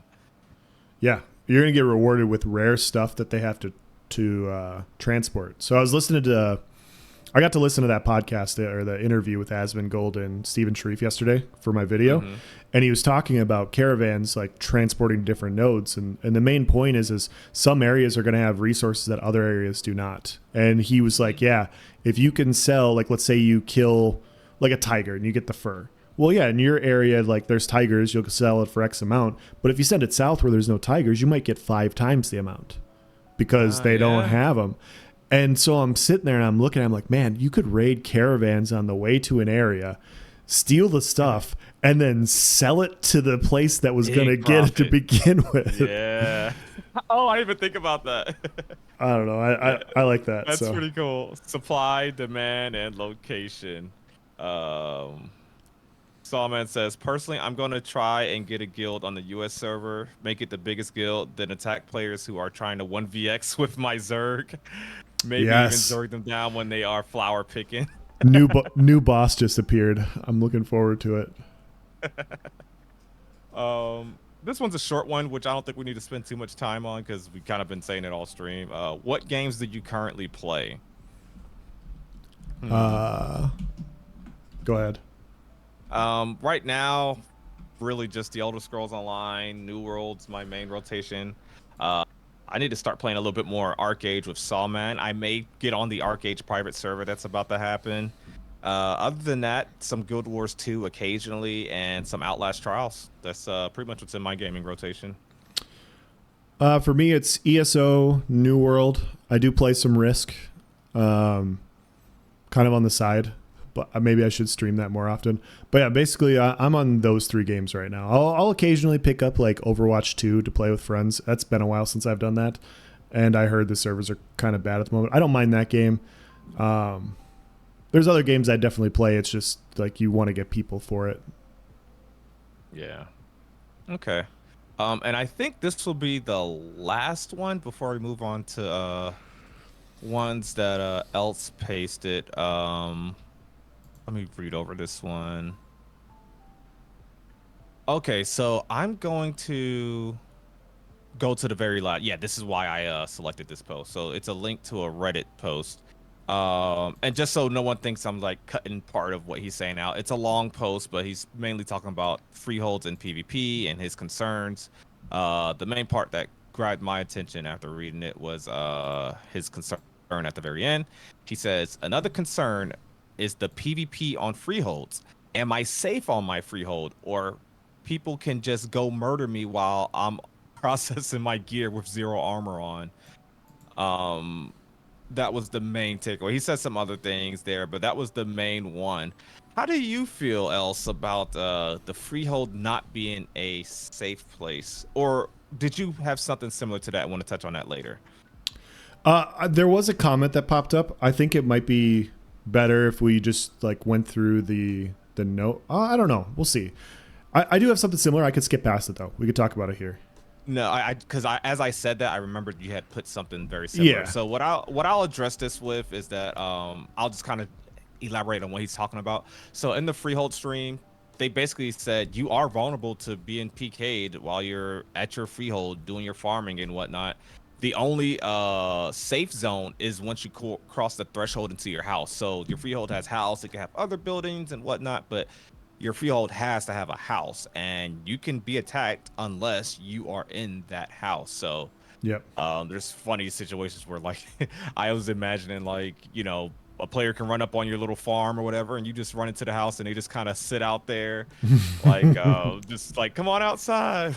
Come outside, we ain't gonna jump you. Like so I thought that was interesting. But let's go ahead and move on to what else pasted here. I actually haven't looked at I think a couple of these, so this will be a surprise to me live. So so I'll let you take this. Yeah, so we don't have to go through all of them. I was reading the forums, and we were going through.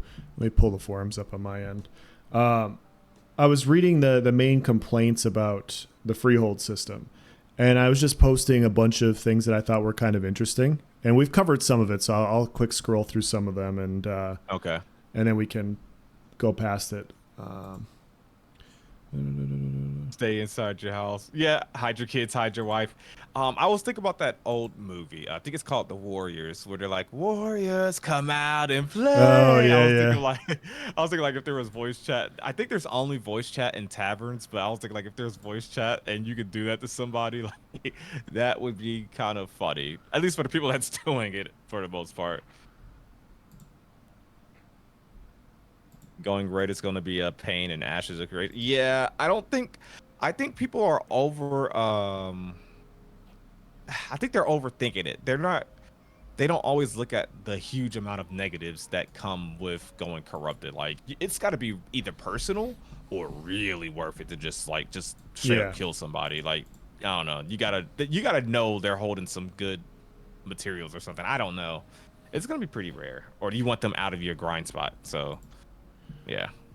I'll pull up we can talk about the first one actually, because it's Okay. an interesting I think it's an interesting discussion to have, and I'm not bad mouthing anybody. Like we're just potentially a difference of opinion, different points of view. That's all it is just different points of view. So it's not Yes. pointed in any way negative. This person wrote, if the most powerful people have the land, they have the best items from the best refined materials, they must be the best equipped eventually, no? They would also be the richest, we could assume. How will they ever get overthrown, outbid, displaced? That's the main reason I wanted to pull this up. We can read the rest in a little bit. But there are my main point is there's so many people on the server. And if there's one big powerful guild and they have all this stuff and it's stopping people, like if it's stopping Nice from getting a shield and it's stopping Sawman from creating his super army and a bunch of other people, we're all just going to go, hey, we need to get rid of them so we can play the game. Yes. and so if 100, 200, 300 people can hold off an entire server, well, that's pretty friggin' impressive.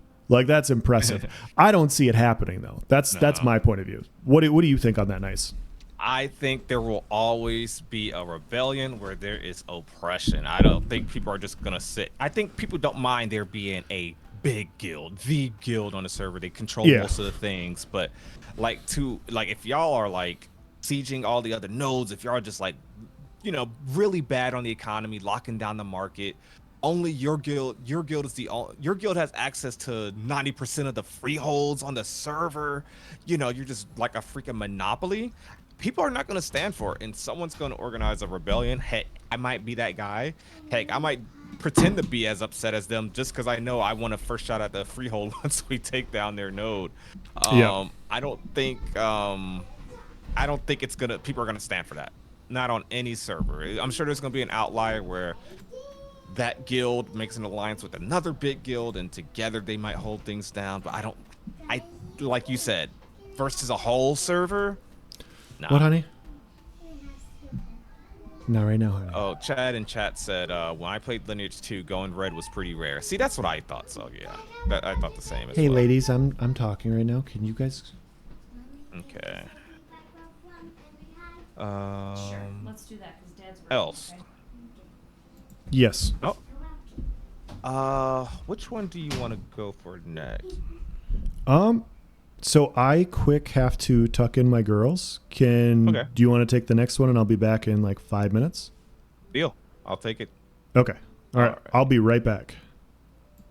All right. So I'm going to start with by reading the rest of this. So his concern with, one guild owning everything and them being the richest, so they have access to all the processing stations, access to everything. That means they're going to have the best gear. So not only are they the most rich, having access to every freaking resource on the server, they're also going to be the best in combat and stuff like that.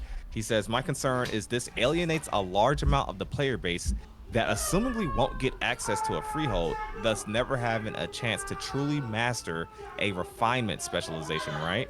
We will need to see in Alpha 2 how this pans out. At scale, I'm a little worried about this.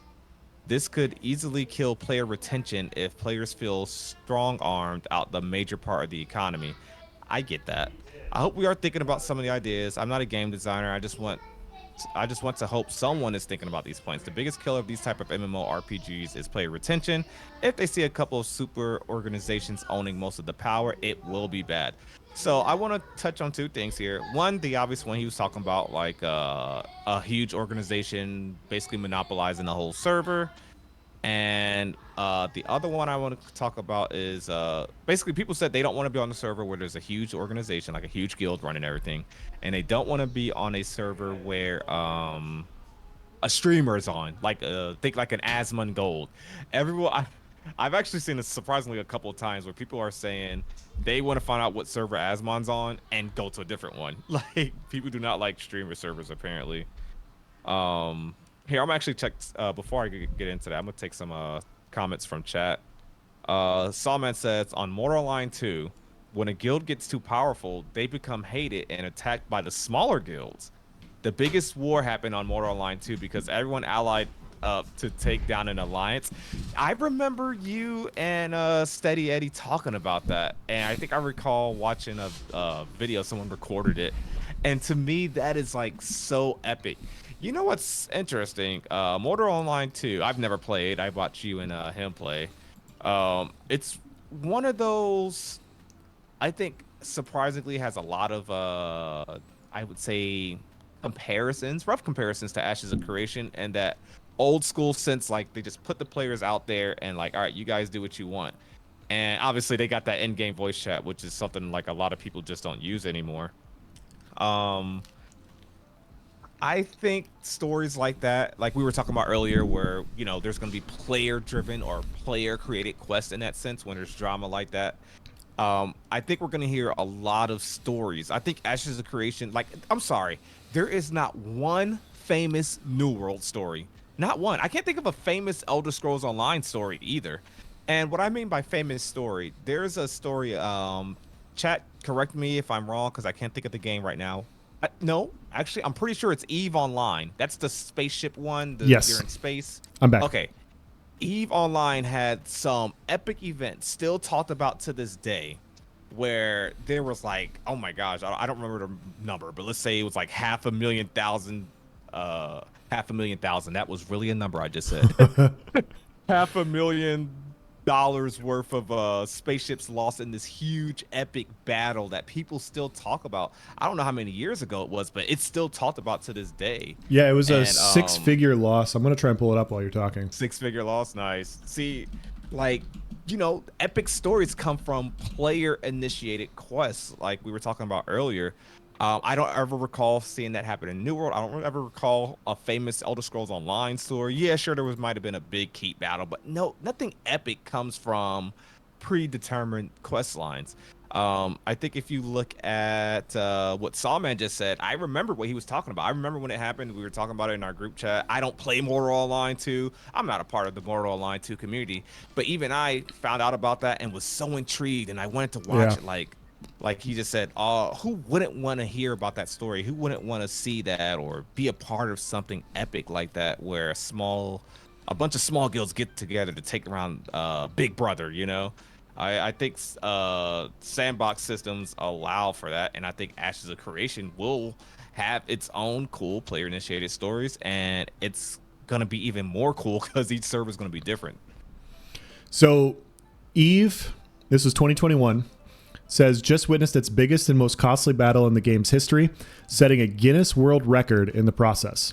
The massacre at M2-XFE, probably a planet, cost two of EVE Online's biggest factions an estimated total of $378,000. The battle was part of an ongoing universe-spanning war that cost $700,000 in total. Dang. That is epic. Like, you're throwing around big boy money at that point. Yes. Jesus. Oh, wow. Lube in chat says, those EVE Online wars were even extended into real life. People were even spying on people in real life. Wow. Yeah. Wow. I doubt any game will ever get close to that. But, like, it's tough to say, like, oh, yeah, this game's going to, you know, have six-figure losses. But, yeah, exactly what Sawman's talking about. Like, you're going to have crazy stories come out of Ashes. I really truly believe that. And like I mean, look at like what Sawman did, where he did he role played as like, I forget what he called it. It was like, it was a Cockney something. I forget what it was, but he pretended to have a weird accent and just going around picking on people. Yeah. Like, that was the funniest freaking thing, and like, it's just part of the game. And like, I don't play the game. I'm not going to pick it up anytime soon, but I watched that and I really enjoyed it. You should do a part two. Yes. We need to see Sawman on Mortal Online 2 just role-playing and harassing people. Infiltrating a big guild or something like that. That would be funny. Chad in chat says, the world is so massive, it will be hard to control a whole server. There's not any fast travel unless you have a science node. Yeah, that's something worth mentioning too. Yep. No, that's a great point. Like, oh, wow, this big guild holds this area. Then move. Fight them or move. Like, you have choices. It's not just the game's over. Other games, the game's over. This game, it just begun. Okay.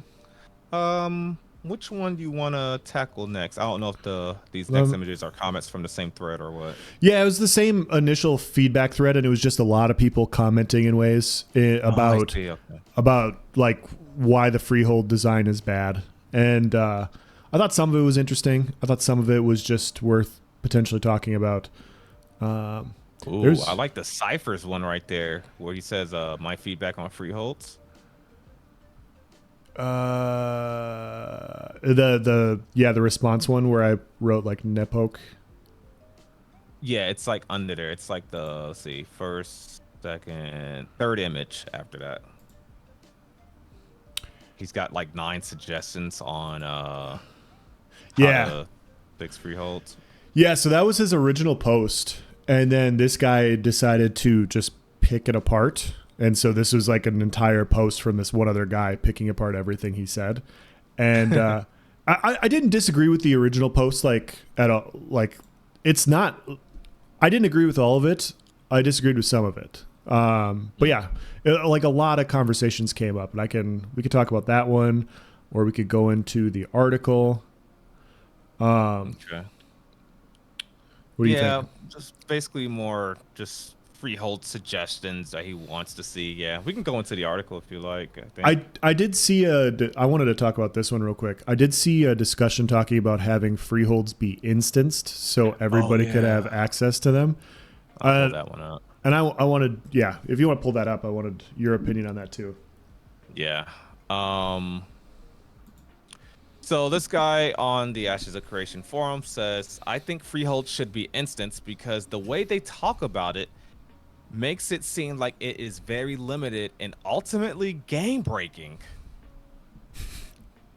Okay. Huh. So first off, obviously it's limited. I think that's the whole topic of discussion around it. Game breaking, I'm not sure what he means by that, or if he thinks because like guilds are going to be able to lock down the only freeholds or something like that. I'm going to focus more so on the fact that they should be instanced. I think that is blasphemous. Yeah. I think with every take we've read today, I think we've been like respectful and like, I can see that, but I disagree. No, this one is blasphemous. It's literally blasphemous, and I hate it. Not the person. I hate this take. I'm gonna go in. Bear with me. I think that is horrible.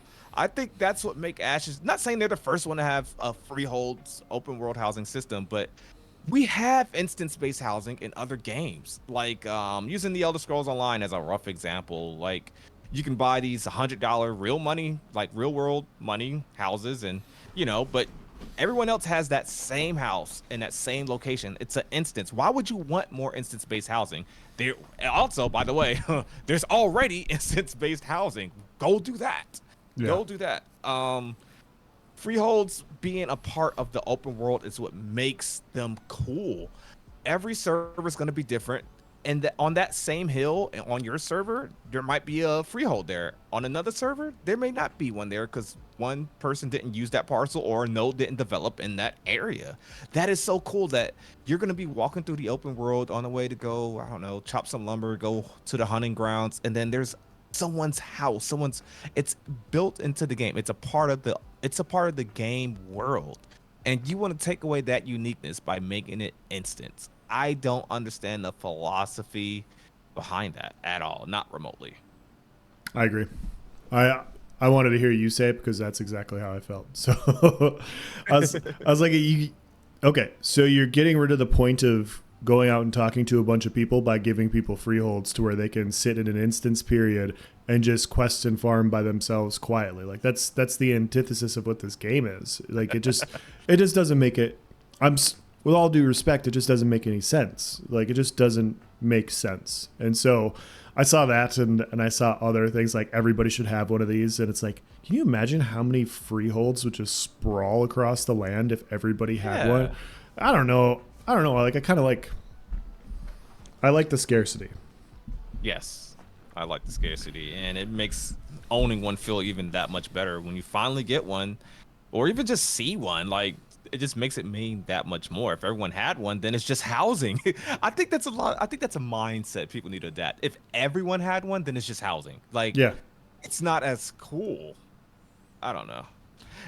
Could I make an argument? Now, if I had to be completely honest when it comes to this freehold conversation, I want them to keep freeholds limited as they are. Whatever they decide on, I'm cool with. As long as it's limited and everyone doesn't have one, I'll be satisfied. If they were to add more instance-based housing, like if nodes, because I think nodes also have limited housing. If they were to bump that number of instance-based node apartments up, I'll be all for that. Hell, I'll campaign with you. But leave freeholds alone.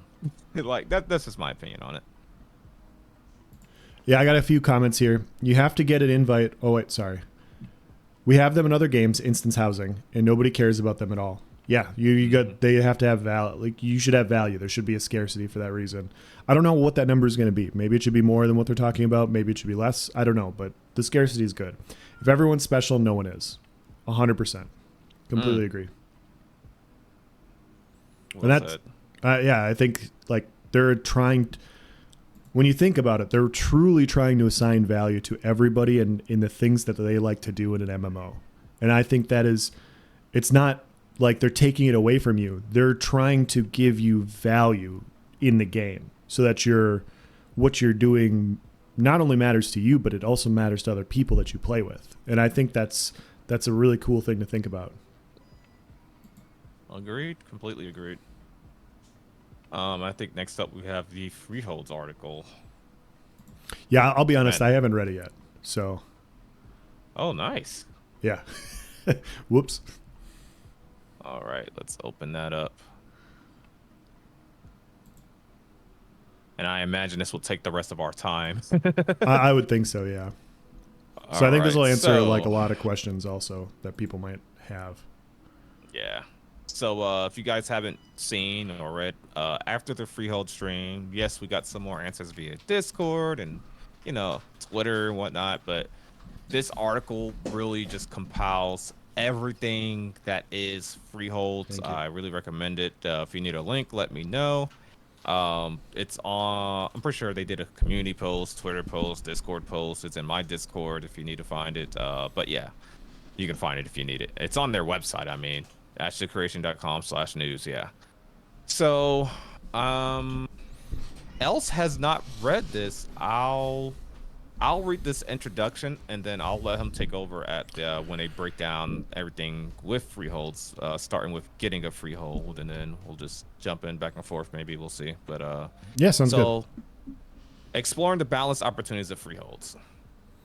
Come make your glorious mark on the world of Verra. Freeholds are the pinnacle of achievement for player housing in Ashes of Creation. While all housing contains a high degree of customization, freeholds serve as the epicenter of master level processing and can become destinations for other players to visit during their adventures.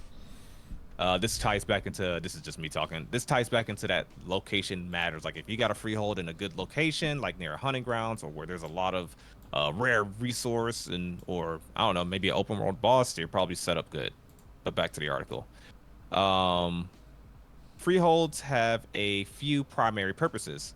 These are ways for players to express themselves and show creativity in-game as they organize their space, construct buildings, and decorate the area as they make it their own. While processing will be available within nodes, freeholds are where the highest levels of processing are available, which plays an important role in refining raw materials needed for crafting professions. Also, freeholds are places where players can set up businesses that can offer services to other adventurers. Housing takes several forms in the world of Verra. However, freeholds are the highest tier of player housing available. I'm going to say that again. Housing takes several forms in the world of Verra.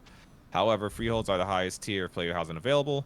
Acquiring a freehold is a major accomplishment, and it will take a large amount of effort and strategy to get a freehold of your own. Since there is a limited amount of space available to place freeholds in each node's region, these symbols of prestige for those who are available to acquire and maintain their freeholds. Very cool. And then we get into getting a freehold. Do you want me to read this or you got it? Oh, go for it. Okay. Acquiring a freehold of your own is no small endeavor. The path to freehold ownership starts with a lord's quest that proves to a node you are trustworthy and fit for lordship over an estate. Once this quest is complete, you will receive your bound freehold deed and then be able to bid on an estate. The deed is a bound item that exists within the character's inventory and is used to place your freehold within the estate. So yeah, like you have to have like some sort of X amount of standing within a node in order to get this. So it's not just leveling to 50. It's also node quests or whatever. Bidding on an estate is done through an auction system. Nodes have a limited number of freehold deeds available based on that node's level. A player may only bid on an estate they own on an unplaced freehold deed. Once you have successfully acquired your estate, the next step is choosing a location within that estate to lay down your freehold deed's footprint. And so yeah, so this is the map that we just pulled up and we're kind of looking at earlier. And so yeah, there's the node name, which we have Miraleth, I guess. Yeah, and then you have your guild halls and your barony, which is the big yellow square, and then you have your estates, which are the little white ones. And so you can have one guild hall per barony, and then you can have multiple freeholds per barony. So, yeah, I thought that was a very interesting point that added more to the than just the live stream that we saw. Nice. Should we keep going, or is there... We can either just read, or we can kind of skip through to specific things, like they go over barony and estates. That one might be important. Yeah, that one's important to read from what I remember. You can read that one, barony and estates. Okay. In the region around each node, there are parcels of land that are reserved specifically for the freehold and guild hall systems, which we will call baronies. A barony is a predetermined area of land near a node or in that node's vassal structure. It can be helpful to think about these baronies as counties, where many freeholds will be placed.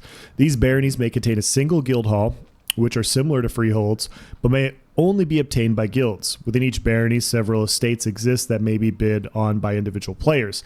After you successfully bid on an estate, your freehold deed will be available to place in the boundary of the successfully purchased estate. Once the deed has been placed, you will start your freehold and gives you access to the shed. Bringing materials to your freehold can be stored in your shed as you prepare to build your home and other buildings. So there's your building choices and everything. Yeah, the guild hall stuff's interesting. And yes, there's a quick tangent I wanted to do, but they talked to, we'll probably find out more about this and if it's still going to be the same thing this next week when they go through the node system. But as of 3 years ago, which may be outdated information, if you destroy the node, he was saying that there's a 2-hour window to attack these guild halls. Yes. And so I thought that was super interesting. So if you destroy the node, you have a 2-hour scavenging period where you can then go, wow, hey, here's that guild that we hate. Let's go take all their stuff. And you have 2 hours to try and flip it. And yeah, like if they hold on to it, then they get to keep it. Potentially if the next node allows them to have it. If it gets destroyed, then it's done. And so that entire nodes, like if you get one of these things, you can lose these things. And so there's going to be a lot of incentive to figure that out. Dude, imagine getting access to a guild's bank. Like, I don't know exactly how it's going to work as far as what you're like. Is it just they're stored random mats, or is there like, do you get access to their treasury, like their guild bank? Like that would, there's no way they'd let that happen, right? Like, I wonder what all is like lootable from a freehold, a guild hall once you take it. I know you can't take livestock. I know you can't take furniture. The furniture will be mailed back to a player once their node is successfully sieged. Mm-hmm. So that's one thing. But what you can take is what I'm curious about. Like, I'm sure you can raid their crops, whatever they got planted. But wait, actually, hold on. The livestock, I think you can take the livestock. I'd have to look it up. But actually, I think I'm wrong on that. I think I might be wrong on that. But we'll see. But yeah, anyways, we can raid the guild halls. I think that's just a amazing concept, especially if it's personal, right? Like that guild was the whole reason you got together some friends to siege that node. Yeah, and now they're enemy number one, and yeah, it would be super fun.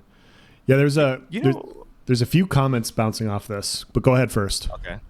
Oh, I was just gonna say, I wonder how long node sieges last. Like if it's like a big epic 3-hour battle, 2-hour battle, or how that works is all. Yeah, I don't know. I know. Chat says livestock is considered materials, by the way. Okay. The comments I got here are, I wonder if when war is declared, if it locks the banks and things from being transported out of the city. I thought it did. Yes. I thought it did. So I wonder if banks does count for gold. I think it should. Like if you sack a city, you should be able to take the bank. Like Oh, that's how I see it. And the next person says all raw processed goods stored on the freehold or guild hall are able to be taken. So Ooh, yeah. that's good. That's interesting. But I don't think we've ever heard of the gold. Has it somebody in chat, I mean I could look it up on the wiki right now, but I don't know how I find it the easiest. I guess I can just go to Freeholds and just scroll till I see like if it's siege. Yeah. Because I know they got a good section on that, but I don't ever recall Steven specifically mentioning gold per se. I've Um never heard that either, but in my head that's what I want. Like um yeah, that's what I want too. I wonder. But dude, like getting a person's like gold like out of their safe, I mean that's gonna be a lot too likely. But a guild's gold, dude, that maybe they won't allow that. I don't know. Maybe it yeah. goes back to the guild treasurer or something. Yeah, so He he's says, go ahead. Rock in chat says, yeah, portions of mats and processed goods, but he doubts gold, but just speculation. Okay, Okay. Steven, if you're listening, we should have a discussion about whether or not we can take gold. I have a good argument for it, and it's because I want to. No, I think it's a great idea, and I totally get it. I'd maybe not take all of it, but like the spoils of victory, I think should definitely be a part of these things. Like if you're a guild and you become the ire of 500 people and they sack you, like they should be able to knock you down a peg. And I think we'll see what it entails, but I really do like that idea. Nice. Okay, so maybe I'm getting full role play, or maybe I'm doing too much here, but give me your feedback. I'm just gonna spit this out as it comes to my brain. So what if, with Node Siege, as far as a guild hall is concerned, let me think about this before I say it. What if 50% of the guild's treasury is mailed and distributed evenly amongst every guild member? So let's say you have, I don't want to do math right now. Let's say there's 100 people in your guild, and there's just to keep it simple, 100,000 gold inside of the bank. What if 50,000, half of the gold, is distributed evenly to those 100 members? So they'll get X amount of gold, right? Sure. The other half, what if that is just straight up lootable? What if that's straight up lootable but how would you determine who grabs it out there? I don't know. I guess you'll just whoever gets to the chest first, maybe. I don't know, but I think that'd be cool if you could at least get access to half. If there's like if it seems like it's in balance or whatever, just let the player be able to loot half of it. I don't know. I would imagine that's somewhat balanced, but I'm sure we can improve on that. It says good question for someone to ask this week on that closed door meeting they're doing. I need to start doing the office hours. Yeah, I would love to start doing that. Yeah, my point of view is if the guild hall can store it, you should be able to take some of it and just like keep it easy. Like, okay, so if you could store gold in the guild hall, you should be able to take 20% or 30% or maybe not all of it. We want to give them something, but if you lose a war and you lose your freehold, it should hurt a little bit. Yeah, I agree with that. That's my idea, but yeah. Let's see, just normal stuff developing. We already know most of this. We're gonna need the mats. We're gonna need the blueprint. Each blueprint has like you go through the development. Yeah, developing your freehold. Each blueprint has their own style. Of course, you can put your pre-order skins on that, but each one's gonna have a certain style. You can get these blueprints out in the world from various activities, like maybe a boss drops some, a world boss drops this kind, and etc. etc. It says it right here. If you have a cosmetic skin you want to use on a building, this is used after placing a blueprint. By the way, they are offering refunds if you bought a Freehold skin specifically by itself, or if it came with your pack and you don't like the Freehold system. You're like, well, I don't see me ever owning a Freehold. I want my money back. They are refunding that into Embers if that's what you would like, which is the the currency. The cosmetic shop currency, so you'll be able to get that back closer to launch. I'll see. Provide materials, artisan buildings. I'll read this one. Sure. So if you want your freehold to play a part in crafting and processing, artisan buildings will be something you'll want to make room on your room for on your freehold, excuse me. Since the highest levels of processing can only happen on freeholds, having artisan buildings that benefit processing and the stations associated with those artisan buildings can make your freehold an important component of the world's economic chain. So I think it's the easiest example to use because it's the one they used. Really, only one I could think of, but well, no, I could think of a couple. But anyway, so say you're near a hunting ground and some of the best in-game food come from deer. You get that meat. People are always going over there. They're hunting deer. If you have a freehold where you can have the best processing for food, horrible, rough example, but if you got that near that spot, that's going to be ideal. If there's a great, rare, mythical forest near your freehold that, is known for a high drop rate of that rare or the rarest lumber material. If you have a woodworking station on your freehold for processing, that's going to be super convenient. So I think that's something to keep in mind. Constructing an artisan building will allow players to place the profession stations related to the profession of that building, and those stations can be placed anywhere on your freehold where the surface allows. Profession stations do not need to be placed within the artisan building specifically. In addition, artisan buildings provide their bonuses to all stations on the freehold. Interesting. I'm not quite sure what that means, but I'll keep going. All freehold buildings except for housing require a permit from an... Oh, this is the part I wanted to talk about because I'm still trying to figure this out. All freehold buildings except for housing require a permit from a node of a certain level, and that may add an additional upkeep cost to keep the building running.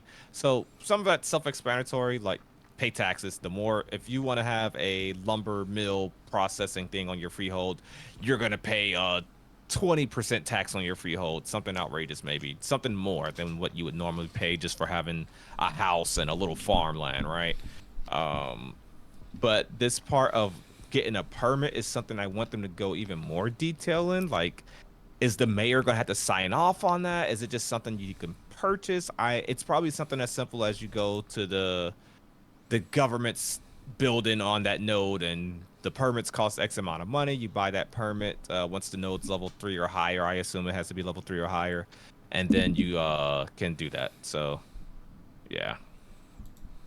Artisan buildings will be very interesting, especially depending on which one you choose. And I think it also depends on your friends and your guild and what the needs are, and making sure everyone has like we were talking about earlier with New World, we wanted one person to do this, one person to do that. But yeah, if I'm a gatherer, okay, so let's say Else is really into he wants to be an archer, he definitely wants to be a crafter, a woodworking crafter. Let's say he wants to make woodworking weapons, he's a woodworking crafter. If I knew that, and especially if I had something that I wanted done with crafting or woodworking, like maybe I use a staff or I use a bow build as well.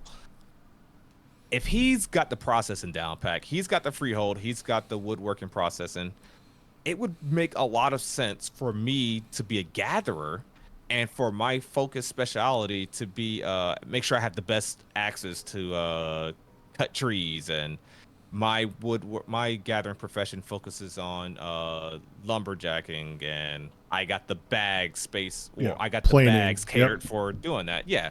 And so me and him would feed off of each other in that sense. Like, I help you, you help me. I provide the mats. You can use obviously the mats. You split do the profits. Crafting portion. Exactly. And then of course, we could sell the rest and really have it on a good little business thriving. And that's just going to be our side business while we're running a protection racket PvP in. Yep, our mafia. Definitely. So Turkish actually said the same thing you did. He said freeholds will need good relations with a lot of gatherers so that they have materials. You give me, I give you. Exactly. Like you're gonna. Nice. It's super interesting how these things are gonna work. And really quick, I heard you say use the bonuses. I have a tinfoil hat theory on the bonuses. So it says, in addition, artisan buildings will provide their bonuses to all stations on the freehold. I'm guessing that there are some artisan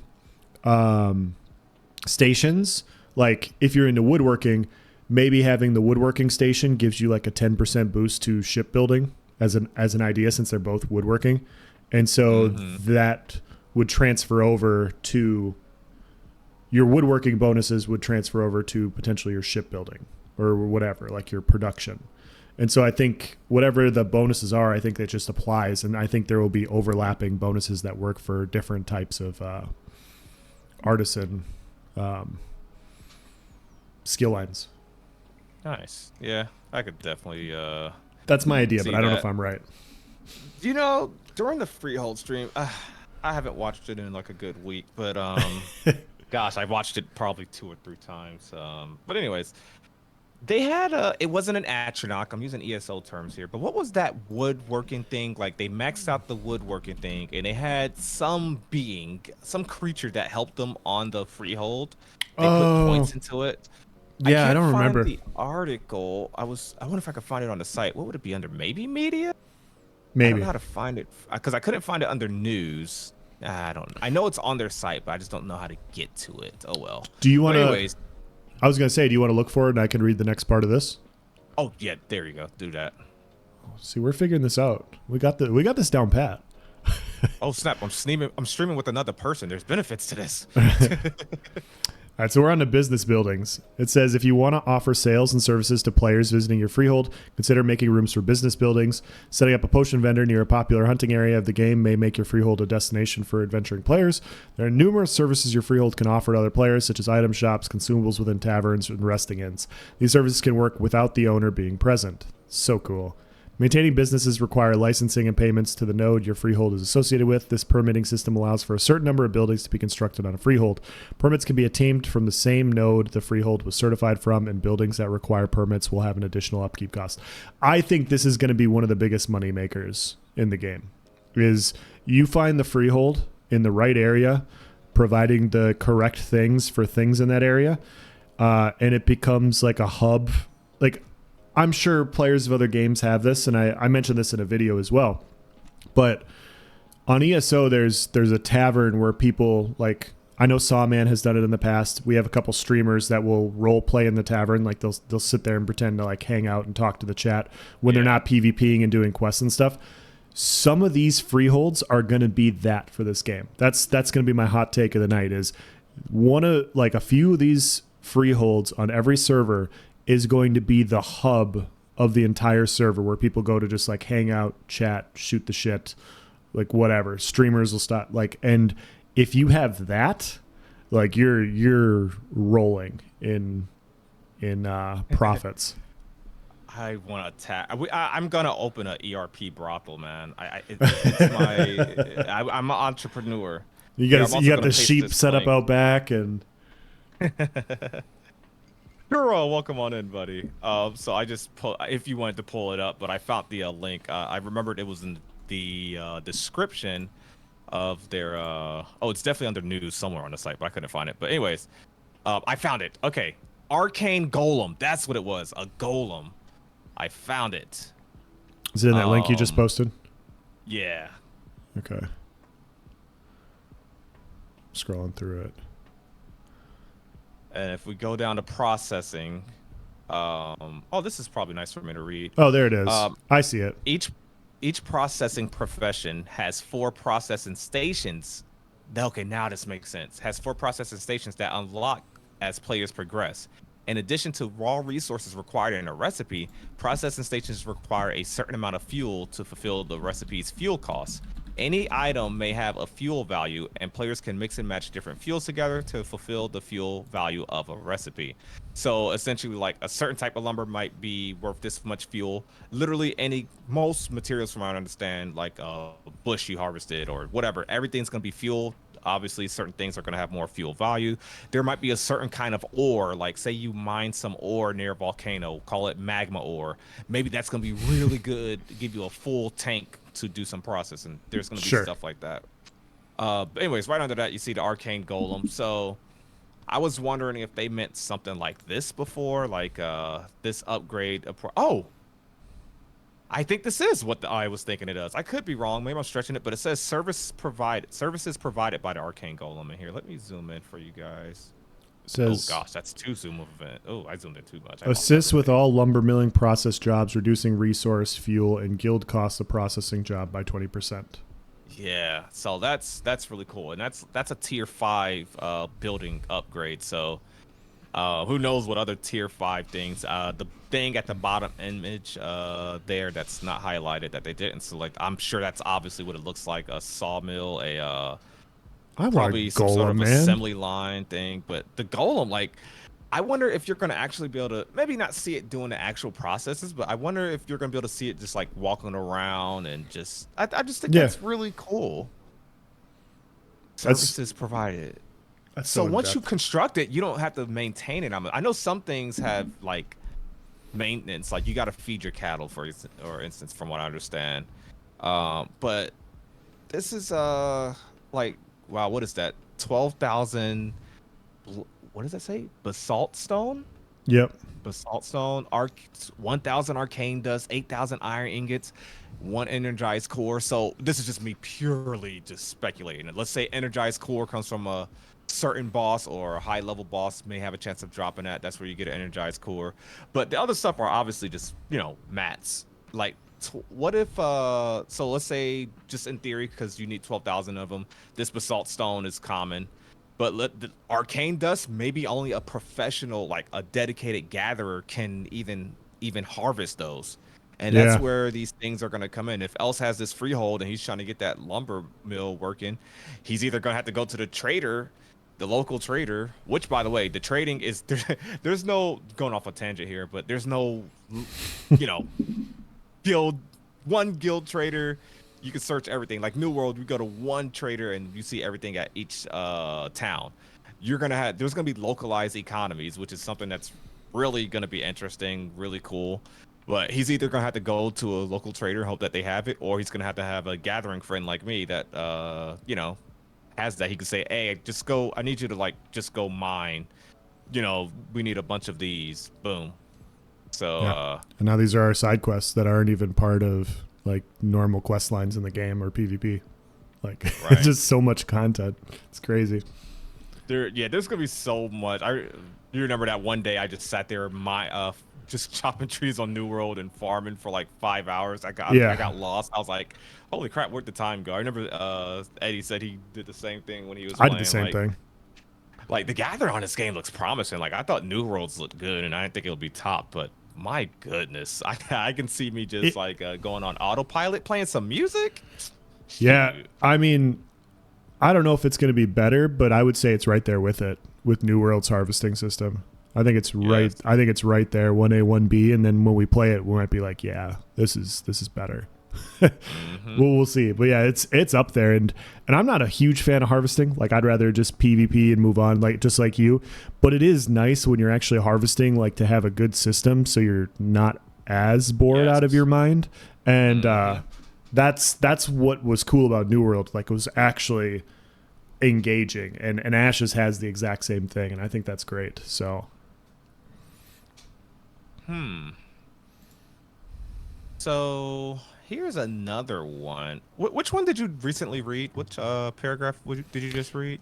you Was did, it business buildings? yeah, you did business buildings. We're on farming and livestock. Okay, this kind of ties into that. You Okay. help me, I help you kind of thing, I guess. If farming and raising animals is important to you, then know that having room for this on your freehold is a balancing act. Since freeholds have space constraints, players will need to make choices about how much room they want to set aside for buildings and where they want to do things like crop placement, rotation, and where to put livestock animals. Here's the interesting part here. Gathering and processing professions. And I thought this was really interesting that this was considered a gathering procession, because I think taming is considered a gathering thing, like finding a beast out in the Sure. wild and taming. I guess you're gathering him, so it makes sense. But Sure. gathering and processing professions like hunting, taming, and animal husbandry, that's going to be an intricate system that we could probably talk about for a while, one of these streams, can benefit from having room for animals on a freehold. In addition, crops and livestock animals can provide harvestable items in more way than one. For example, a cow can be interacted with in different ways, either to be harvested for milk or for meat. How you choose to raise livestock on your freehold is up to you. In addition, people with permissions to your freehold can also harvest the crops and livestock on your freehold. and then they talk about setting permissions. I I just did, think that's really cool. It goes I back into that roommate talk that I was having earlier. yeah, my dumbass didn't realize that there was also taming.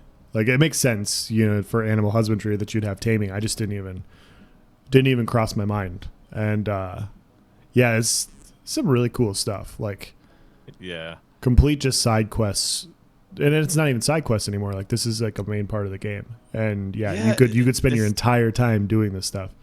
the scope of this game is impressive. Like there's so much. Like we're talking about all this. We're talking about PvP this stream. We're talking about freeholds, gathering, processing. Then there's a whole freaking naval system. Yeah. Making boats, PvPing out in the open seas, quests in the open seas, bosses in the open seas, open PvP. Then you got guilds, and then you got this. Then you got the story arcs. That, like, they are trying to release something, like I said earlier, something that's competing with these MMOs that's been around 10 years. Like, I would almost say, in a positive way, mind you, that this is it's overwhelming. In a positive way, if that makes sense, that it's actually overwhelming. Like you can get so absorbed into just the gathering, crafting, and whatnot, and then it's like, oh yeah, by the way, naval combat. Oh, Yeah. by the way, animal husbandry. And animal husbandry has a whole intricate thing. I was actually watching the animal husband stream again yesterday, and I finished it today. That I don't want to get sidetracked by going into that, but even that is just so cool. Like that could be almost a whole game. Yeah. Like it's kind of cool. Well, like even And in this then last stream, they talked. permissions is cool.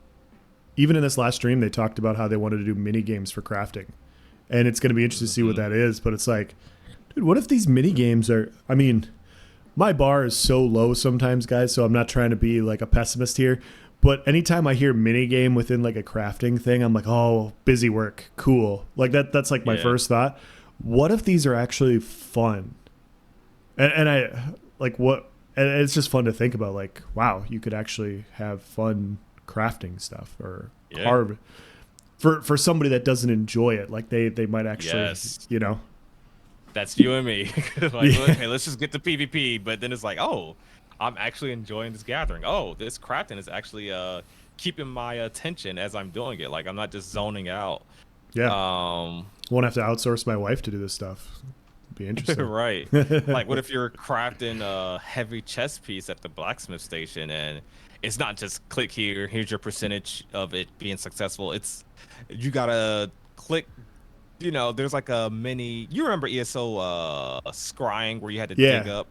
I liked scrying, man. I really did. I liked it. I liked it.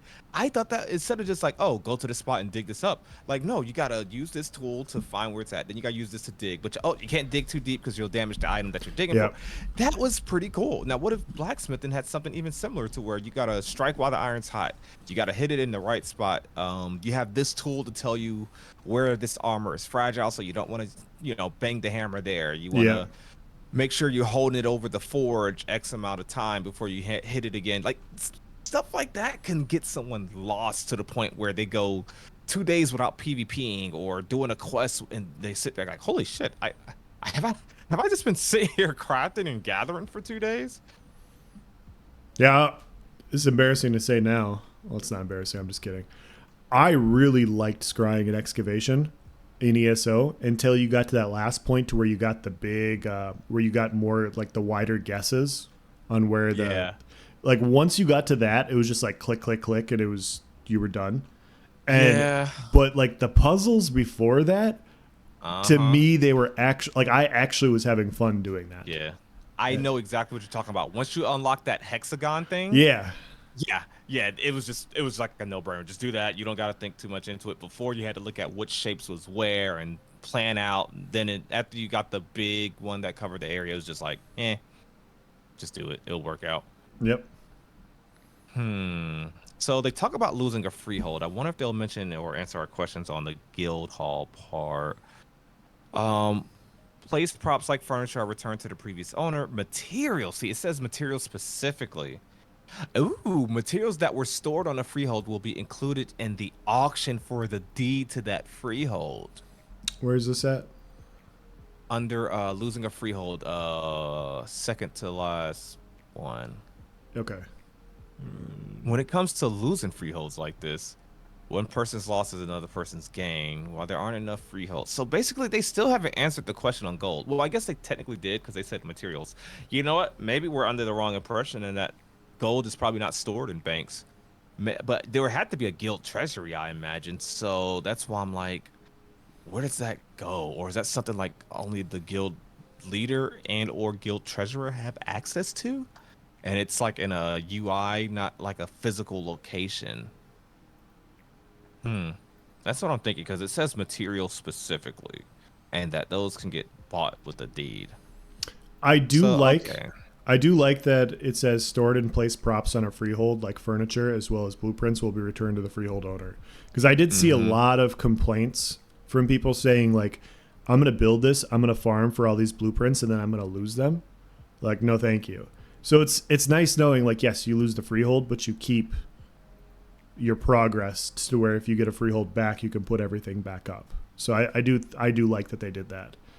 Yes. Because you don't want stuff just for busy work's sake and constantly farming the same blueprints over and over again. That's the way I see it. That's busy work, for especially for stuff that you've already had. So I do like that. Nice. I just seen the livestock answer. It was actually in the frequently asked questions section here. It's included with the auction. So once your thing is foreclosed, it goes to auction. So okay. If I Trying to don't see if have a there's any- freehold, does that mean I can't own a home and miss out on content related to this? Not at all. There are several types of player housing available in Ashes of Creation. While freeholds are the highest end processing housing available, players will be able to get citizenship at a node and customize their home by acquiring any form of player housing. Other player-owned housing options include static housing, available inside of a node, instance apartments, and renting a room in an inn. Static housing and apartments provide other best-in-slot access to certain furniture types, as well as unique bonuses only available to those types of housing. So yeah, we've said it before, but Yeah. from Intrepid themselves, freehold isn't the end-all be-all for housing. You will still have Yeah. access to housing. That's important. So many housing mains were like so concerned when they seen how freeholds are. And like, no, there's other housing. It'll be just as customizable with furniture and all that. It just probably won't have that whole outside feel of a freehold. Maybe Yeah. I don't know, but yeah. But yeah, once again, I really hope they go over housing in the node showcase. So that'll be nice. And I think that was the last of the Freehold article. Um, you want to end it here? I know we got a couple more things, but we could probably save that for another time if you want. We could do maybe one or two more things or open it up to see what people want to talk about. Maybe Nice. like Yeah, a let's do like a that. Q&A style thing. I like for a little that, bit? yeah. Here, I'll just do one more. Actually, I found this one Okay. today. Actually, it was posted today. No, yesterday. Here, I'll open that. It's the one titled World/Node Dynamics. Okay. All right. So, this is a post on I think this was the AOC, yeah, this is the AOC forums yesterday. He says, I feel like most of the community is missing the larger point of Ashes of Creation. It is designed to be sort of like Game of Thrones. Everyone is fighting for control, and as soon as they have it, they are a target and get effed up by the next upstart. Interesting. So he's saying like, hey, it's just gonna be a constant cycle of backstabbing and war and conflict. Like no one's just gonna own everything. It's gonna be a lot of like Game of Thrones-esque drama. I get that. He says everyone is talking about large guilds, but I think alliances will be the key. And they are tricky too, because in an alliance, no one can seem to agree on who is the most important. Steven is trying to build a game that is about people, how people interact, come together, war, alliances with people you don't like. This is going to be great. I love this. It ties so much into what we were talking about earlier. Yeah. With player-driven quests or player-driven storylines. And I think this is just a phenomenal take. I like the way he phrased it there with alliances versus guilds. Yeah. And I completely agree. Like I've done both. And you and I have talked about this nice. But I've played games in the past, like one of my favorite games. Graphics aren't great, but it was PVX open world alliance versus alliance, like free for all on the server. And my alliances in this game is 100 people per alliance, and we would set the entire server hostile, and we would go to war with everybody at the same time. Like, we just wanted to fight, and so that's all we did, is we just fought everybody. And the thing is like, we were big, like, we were good players, wanted to do this, we were, you know, better players. But after a while, people only want to get pushed so many times before they decide to fight back, before they decide, like, hey. And we would have whole servers come after us, and it was great. Like, we got what we wanted, they got what they wanted, they got to beat up the bullies, and yeah, it was awesome, because all of a sudden you just have, like, absolute chaos. And the thing is people would, like, raise alliances because they're like, we have to fight them, and then they would and alliances would literally rise and fall because you'd have inter-party squabbles on how you're going to go about doing things. And so it's the same thing. It's going to be the exact same thing in Ashes, which is what this guy is saying, is guilds will rise and fall. Better guilds will come take their place with better information, with better players, like these sorts of things. Yep. It's not just like people keep bringing up older MMOs, like, hey, once people got housing, like Freeholds in this game, they just had them. That's not happening. That's not going to happen in this game, unless they're really, really good at what they do. Can't get comfortable. Exactly. Freehold is not guaranteed. Like, and that's another thing that's been talked about. Like, oh, I don't PvP. I just want to do housing. You get your Freehold. You think you're just. What if your node gets siege and now your Freehold is under threat? You're just gonna not PvP. You're just gonna hope it works out. Yeah, you're PvPer now. You better go get on some siege. You better at least show up and try to make a difference, because if your node loses that siege, yeah, done, and you lose your precious little house. You get your furniture in the mail. Hope you enjoy it, but yeah, exactly. It's going to incentivize, like, all this stuff is incentivizing everything else, and that's the really fun part about how the system works, because other MMOs, like, crafting is an afterthought. After a while, you just have stacks upon stacks of materials. You don't even think about it. If they get the material thing right, where, like, a lot of the valuable stuff is it's a scarcity, like, you're just gonna have, it's gonna be fun. It's going to be a lot of fun. Nice. I think I'll save the rest of the things for another time, perhaps. And I think I'm good with going to a Q&A. Anybody in chat, Elsa's chat, my chat, anybody got any questions or a topic or a take you want us to discuss? And just want to go ahead and say thank you guys so much for being here. It's been fun, and yes, this has been informative. I feel like I've learned during the stream. I feel like I've probably earned new perspectives, and this has just been, I don't know, it's been great to sit here chatting with you guys. And I've been watching everything you guys said. It's it's good to see a variety of opinions, and yeah, I think we're all excited for this game, of course. Well, that's the cool part, is none of us are experts. And so, yeah, we're all going to learn something in these. And people providing feedback and asking questions and questioning things is nothing but a good thing for everybody. Exactly. Like, I'm sure there's some streamer or some AOC expert, you know, you could ask them, like, hey, what happens to the gold in the guild bank? And they'd be like, oh, just off the top of their head. But I also like not knowing every little tiny aspect like that, you know, and learning with you guys, or just having topics of conversation, like, I wonder, like, it sparks, I don't know, it just sparks good conversation. And like Elle said, we're, you know, none of us are experts, right? With everything being subject to change, the game being an alpha, the game technically not existing. Yeah.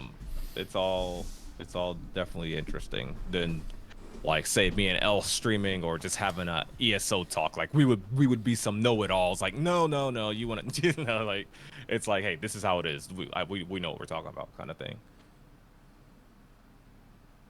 I wonder if there will be a shortage of coins, like gold.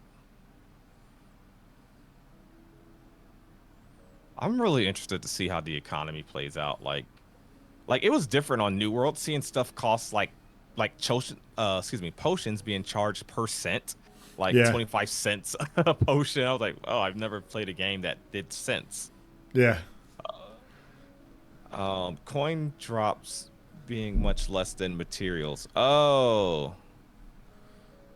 you mean like when NPCs drop gold maybe? Minigame for crafting might consist of mixing various crafting materials and finding a new recipe. Oh, yeah. expect something like that. Like you don't know the thing until it's researched or you've tried mixing it to know what, that combination of herbs or whatever makes. That's how leveling alchemy and ESO was. You kind of just mix different things, and if it was a successful new thing you learned, it progressed that skill line even further, stuff like that. Okay, so I think Turkish asked a question on my side. He said, do you think ship logging, like ships on the high seas, will be a thing on the open sea? I'm not exact. Could you clarify a little bit more on what do you mean? Like, do you think you can harvest other ships when you attack them? Is that what you're saying? Or if like they're hauling ships, can you loot them? Ships will be there will be naval caravans. So there will be naval caravans, and I can look this up on the wiki real quick. In fact, I got it pulled up. I'm on as well. I'm pretty sure they would work like the same sense as a regular caravan.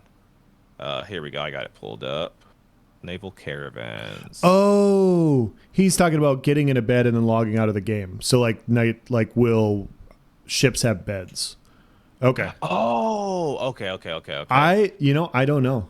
That's a good question. That is a very good question. Dock your ship or what? Or if you log out, is your ship still there in the world, and it could be destroyed? Yeah, there's no corruption score in the high seas. So if somebody sees your ship, they can destroy it. And if you're not there to defend it. Okay, so he meant where else do coins come from but drop? So like how is gold, like how does it enter the economy basically? And Rock answered already saying coins will be received by turning in hunting certificates. He has a question here as well. Being PvPers, how do you feel about the corruption system in its current iteration? Obviously we got to test, right? But I like it. I think it's well balanced. I think it's I don't want to use the word genius so loosely, but I think it's a good system. I don't want a, I'll use the term regretfully, non-consensual PvP game where like I can just keep killing some player with no repercussions, Like I don't want free for all, full loot kind of, because I think what happens there is I want a game that's hardcore, but I think what happens when you do that is like, all right, then you're just going to push away too many of the casuals and then you don't have populations and whatnot. I think there's a balance of that with not changing the vision of Ashes and retaining a casual player base.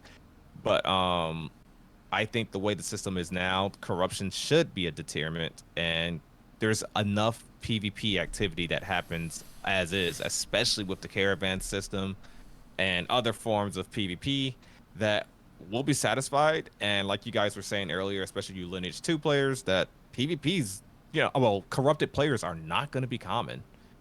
Yeah. I'm gonna do a weird tangent here. Speaking of PvP, I wonder if there will be dueling, I know that. But something I want to ask, and I think I'll do it on the submit it for a question for next live stream. I wonder if there will be group duels. Me and you were talking about this the other day. Oh, I wonder yeah. if there'll be group duels. That would be really big. That'll be really big. I would love to if there were group duels to for practice. I mean, it's a group focused game. I think that'll be a lot more interesting than 1v1s in this game maybe. Yeah. So that'll be fun. And then you got military nodes, which I hope they detail in this next stream, because that one's not like a democracy. You gotta like win, not a tournament, but yeah, it's a gladiator style thing. Yeah, I last think man be really standing. Cool. Hope we get details on that. I was gonna ask that for a question submission, but I mean, I think that's something I would hope they answer in the next stream. So, but yeah, I am curious about group duels. I think the corruption system is well thought out before testing. I think we're gonna find some exploits that we can get away with during the testing phase, and it'll have to be iterated on. Like there's always something you could exploit in some way, right? And so I do like the bones, the structure of it. I think is really good. Where yes, and then Steven even going further to say, hey, if you're targeting somebody small over and over and over again, and basically his point was like, even if it somehow passes the corruption system, if you're still doing this, it goes against our terms of service. And I think that is great to just highlight, like, yeah, you can kill people in the game. You could do this, but there's a difference between that and just harassment. And yes, harassment does happen in PvP games. It happens a lot. You just have to turn on Twitch and stream it. You just stream a game and see what happens. It happens. It happens a lot, and it is annoying. Like you like combat, but you don't want to be fighting somebody, and you have somebody just constantly peppering you in the background. Yes. You know, and it's really annoying. And so to see them like come out and make a stance to help smaller players first, but like that having a side effect of just helping everybody, I think is great for the game. So I will be testing it. I know for a fact, though, I will also be doing corruption content on my channel. I will be going corrupted. I will be doing like the one life corrupted thing where you go out and see how long you can live. I'll definitely be doing that, and I'm going to enjoy the hell out of it. Why else is doing that? I will simultaneously be testing the bounty hunter system. Perfect. You just want to make sure everything's working properly, right? Exactly. Wait, else go murder that guy. I need to test this. Make sure I can track you. Oh yeah, I got your weapons. Cool. It works perfectly. Easy content. Knock 2 birds out with 1 stone. You get your corrupted video, I get my bounty hunter video. Yeah, I want to do everything. Like all the PvP aspects sound cool. Like the corruption thing. Running from a bunch of people that are after you for your gear sounds cool. The bounty hunter system sounds cool. Yeah. Caravan sounds cool. The big war sounds cool. Like all of it. I'm just like, yes, I'm here for all of it. So. Mm-hmm. I'm just picturing a situation, like a role play situation where because apparently there's going to be voice chat inside of taverns. I'm picturing a situation where 2 guys just get into like an actual heated discussion over voice chat. Somebody gets ganked. And one of them goes corrupted inside the tavern, if that's allowed. Oh, dude, that'd be so good.